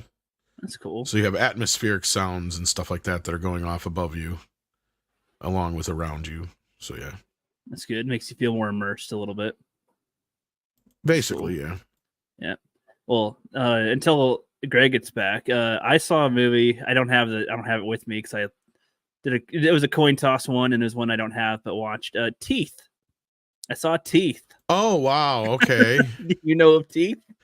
Yeah, very uneven film. It's a movie weird, that didn't know if it wanted to be a comedy or a horror. Yeah, it's weird because I took it as a full-on comedy. To me, like, it was so silly. It's like I didn't want. I think I enjoyed it in a way. It was like, wow, this is so dumb, but it was funny. I didn't really enjoy it, but that's just, to me, it felt tonally. It was It was hilarious. Yeah, just out of whack. Yeah, the girl that's in it, I'm surprised she's not in more stuff though. Like that's a weird role to play, and she does pretty well in it, I'd say. Like considering, and I don't know, she's not in that much stuff since then. It's like okay, that's weird. I don't know if I'd recommend it for everybody. It's a weird horror comedy. I mean, I assume that most people in the crowd here has either seen of it or heard of it. By the end of the movie, she's like, it honestly kind of sets up in a way where if they were to make a sequel, she could I could see her being like a different character with it, like starting as this purity based chick, and then using it to get back at bad dudes or something later, embracing the Medusa aspect. What's up, Greg? I think Greg's on his phone. Yeah, I am. Can you hear me? Yeah. Yep. Yeah, I don't know. My fucking internet's out. Period. That's all right. We just jumped ahead on you. I just talked about Poltergeist, and I can keep going. Go ahead. I got a couple more left. I also checked out Kino Lorber's release of Blown Away with Jeff Bridges and Tommy Lee Jones. And I don't know if you guys have seen this movie, but it's pretty badass. It came out the same year, actually just a few weeks away from Speed. So Speed got all the attention. When the movies are not all that comparable, really, at the end of the day, outside of the only similarity is that it's about a bomb squad guy and obviously a bomb crazed killer, right? Other than that, this is a completely different kind of story. There's only like one bomb that is even remotely like a speed bomb. And otherwise, it's a really clever film. Have you guys seen this ever? I've seen it. I've seen it. Okay, so you know what I'm talking about. Did you like it, Greg? Yeah, I've never seen it before. Or if I have, I don't remember it. I mean, it's been a very, very long time, but I remember liking it with Jeff Bridges and Tommy Lee Jones in it, like fighting.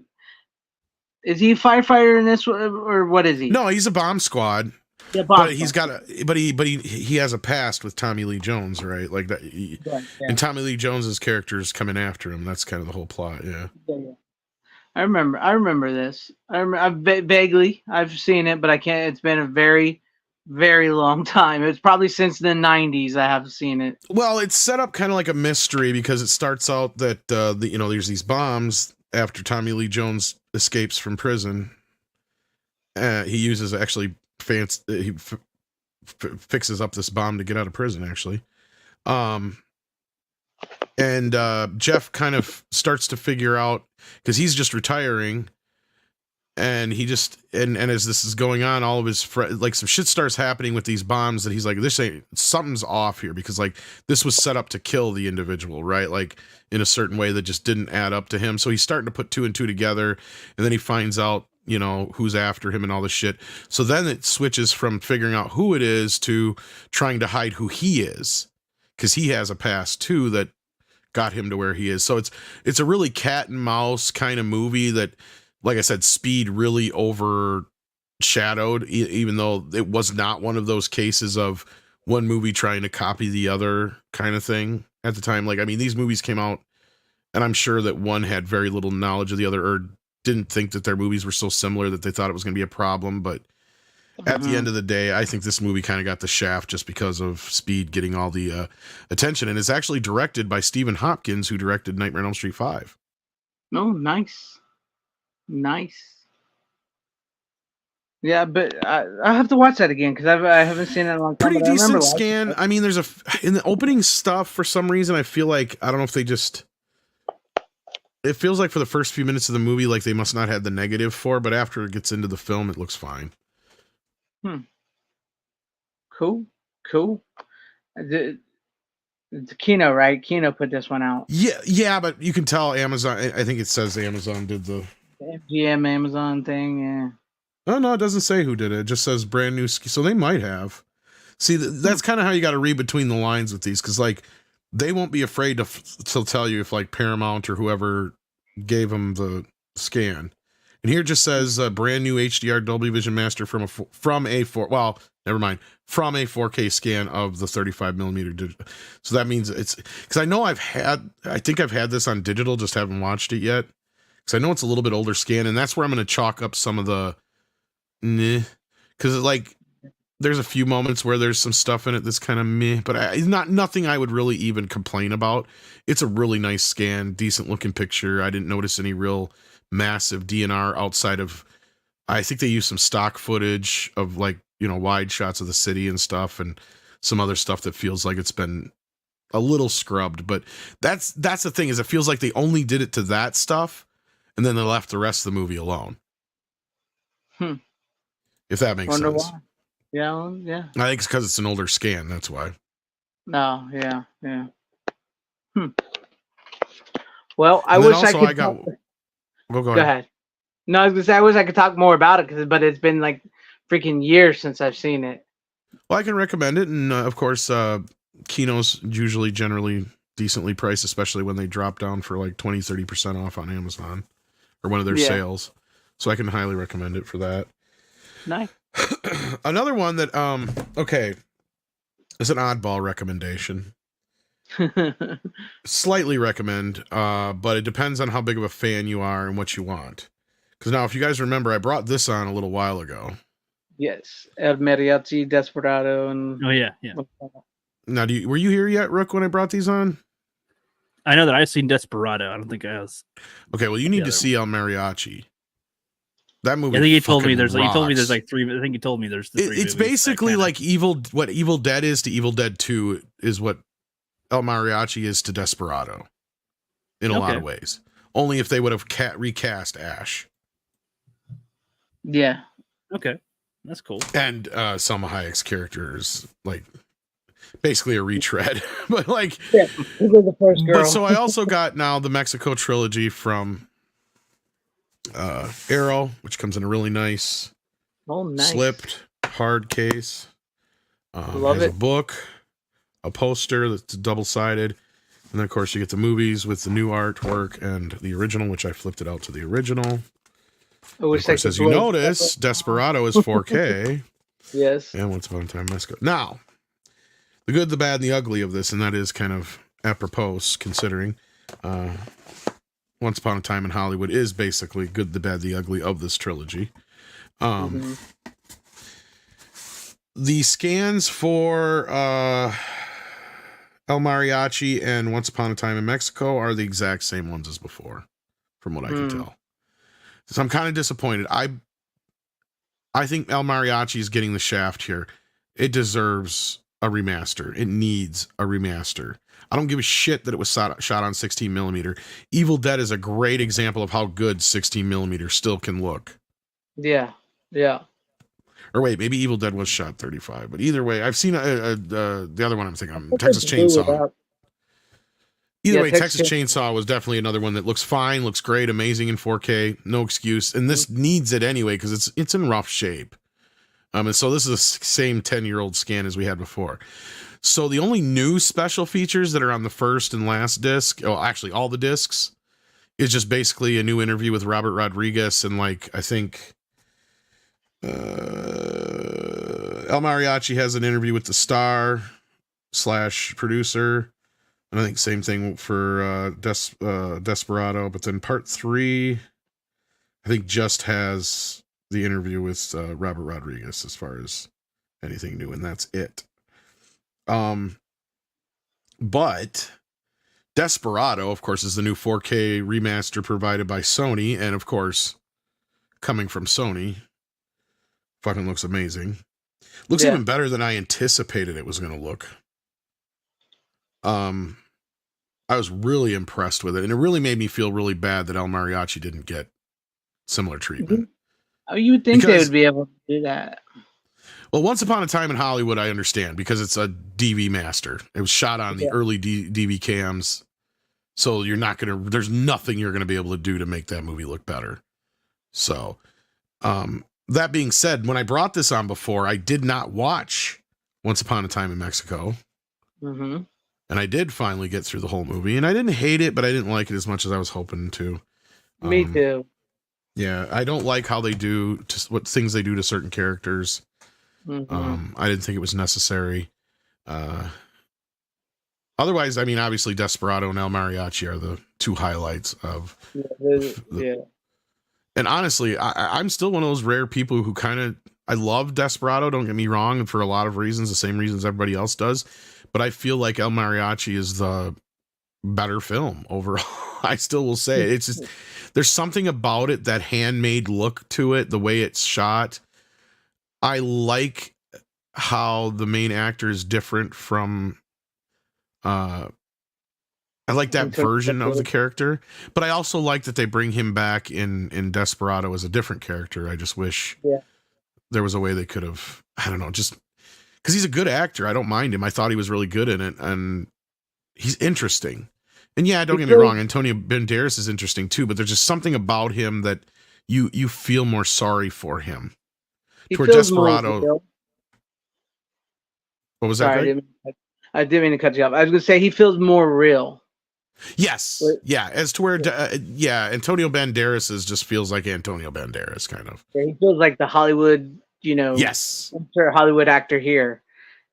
But I love, like you said, I love Desperado. But I do agree with you. Like the guy in the first movie, it feels a little more real with the hand shot, the way it feels, and everything. And like it's actually in Spanish, so you got to read subtitles.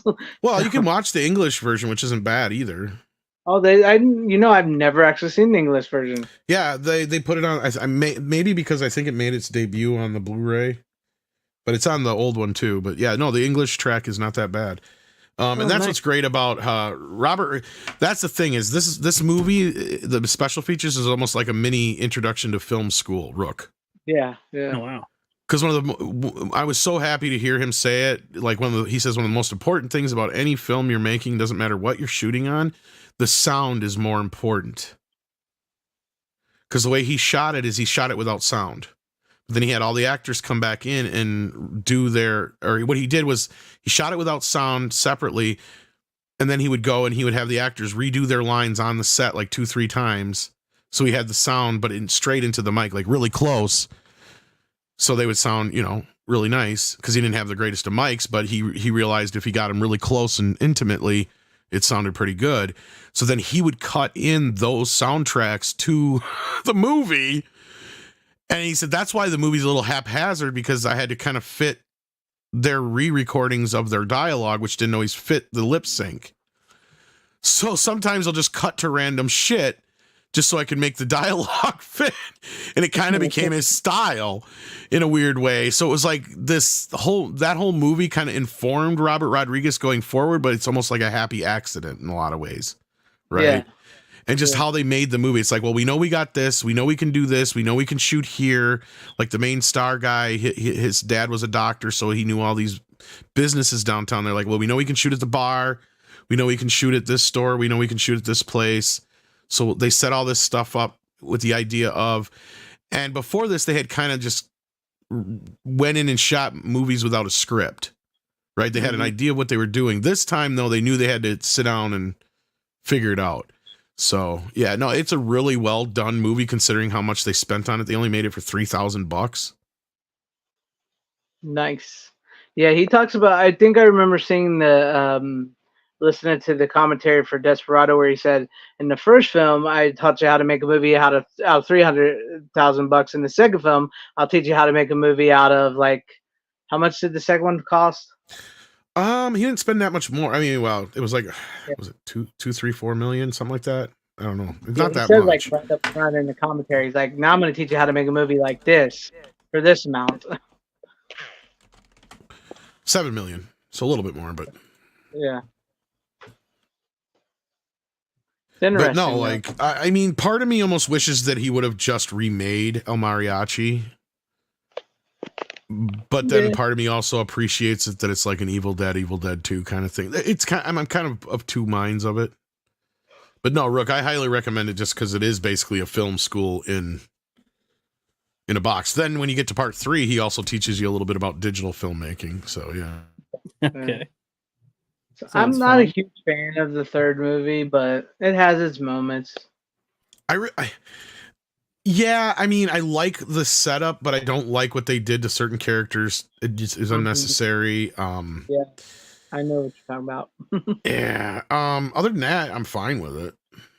I mean, the whole setup and what it's about, and kind of the whole good and the bad, the ugly kind of influence on it. I mean, because the movie exists because Tarantino gave him the idea. Right. because he goes, well, now you done, you know, your El Mariachi is basically, you know, same thing. And then you did part 2, which is, you know, Fist for $3 more. And of course, so now you got to do Good, Bad, the Ugly. But you got to call it Once Upon a Time in Mexico. He's like, Quentin told me that idea right back after we saw Desperado at the premiere, and he's like, that stuck with me all this time. And then after, you know, episode 2 got made, Star Wars episode 2, and he saw what George Lucas did with those HD cameras, he went out and bought some of those HD cameras, and he shot Once Upon a Time in Hollywood. And he did good. I mean, yeah, I mean, it has its limitations visually. That's probably its first. You can tell it's. Did I call it Hollywood? I meant Mexico. You said Mexico. Did I? Okay, I just want to make sure. Yeah, I think you said Mexico. I'm pretty sure I did, but I wasn't 100% sure. I was second guessing myself there. But how he spent $29 million on this, I do not know. Other than the cast, probably, but yeah. Yeah. It's I mean Johnny Depp alone just for well, I'm sure he took a hell of a pay cut just to be in it, but yeah. Yeah. But I mean, when you have those 3 right up front, that probably took the bulk of the money for it. Actually, this might have been before Pirates of the Caribbean. I'm trying to think. When did the first Pirates come out? Was it like 2000 or something? It was like, oh, was it that early? Was it early 2000s? 2003 maybe? Oh, I was gonna say maybe the same year, because Once Upon a Time in Mexico is 2003. So I think it was around the same time as the first movie. So I'm not really sure though. First one is 2003. So yeah, it was same year. Yeah, I was gonna say I thought it was around the same time.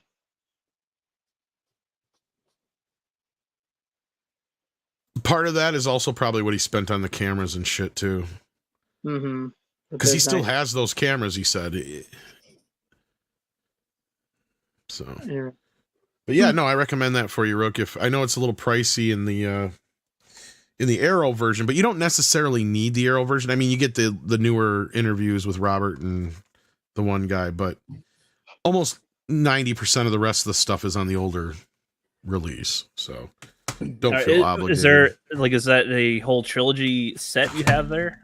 Okay, so yeah, so this one I have from a few years back that you can get pretty cheap. Like, I think it's, how much did I pay for? Like $10, I think, maybe. And it's basically a 2-disc set with the first 2 movies and the special features on the first disc, and then Once Upon a Time in Mexico is just that disc thrown in there. Okay.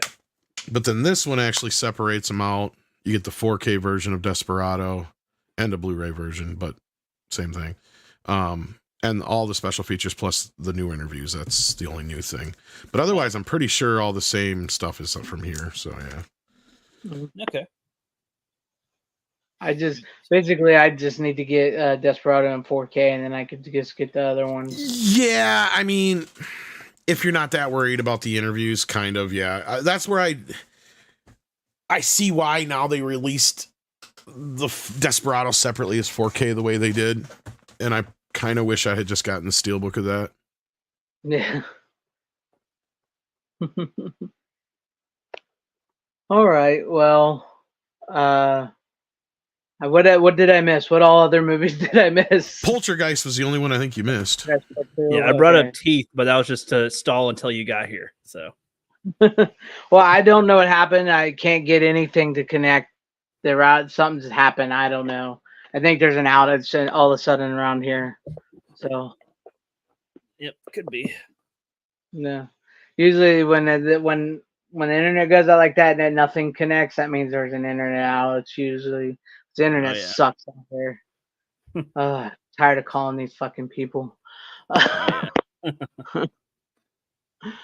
All right. Well, it's about 3 hours there. Any final words, guys, before we close it out? This was a good episode. Nice and substantive with things I've seen for the most part too. I wish I could have talked more about the movie I had, but I highly recommend it. Check it out if you've not seen it. I know. I was liking where it was going. I was like, oh, where's the what was that called again?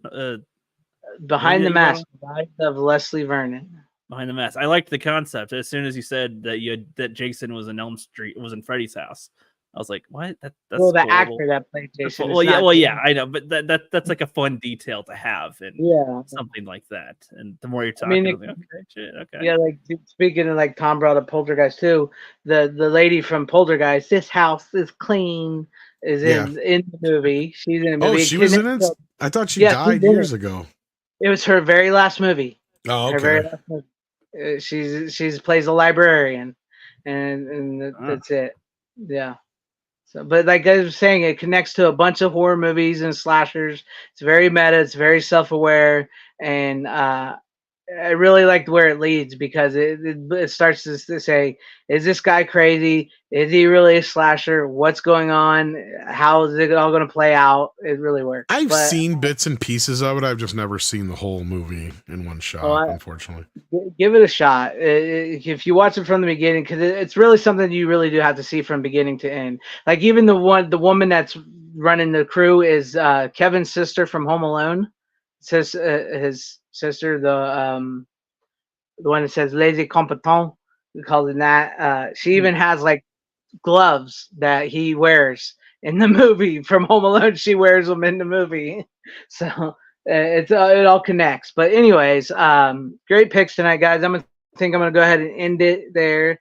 If you guys have nothing else to say, next week will be me as a full-on co-host for 1 full year.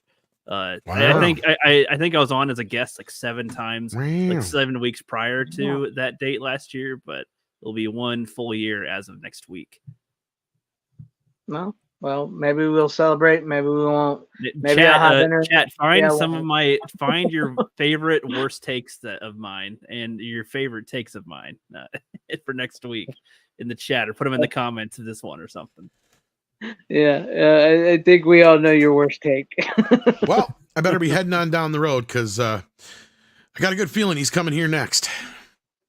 Oh yeah.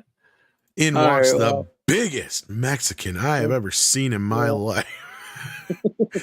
And he was dark. And I don't mean like skin color, right? I mean like the shadows seemed to follow him. Buscemi is amazing in that movie, especially when he's telling the story. Right, gotcha.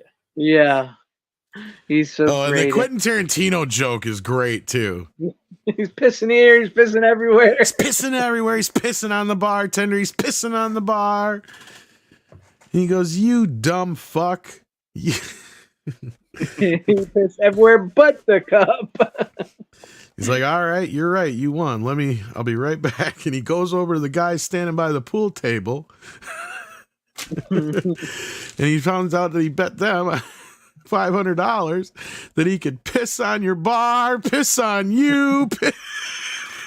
And you'd be happy about it. And you'd be happy about it.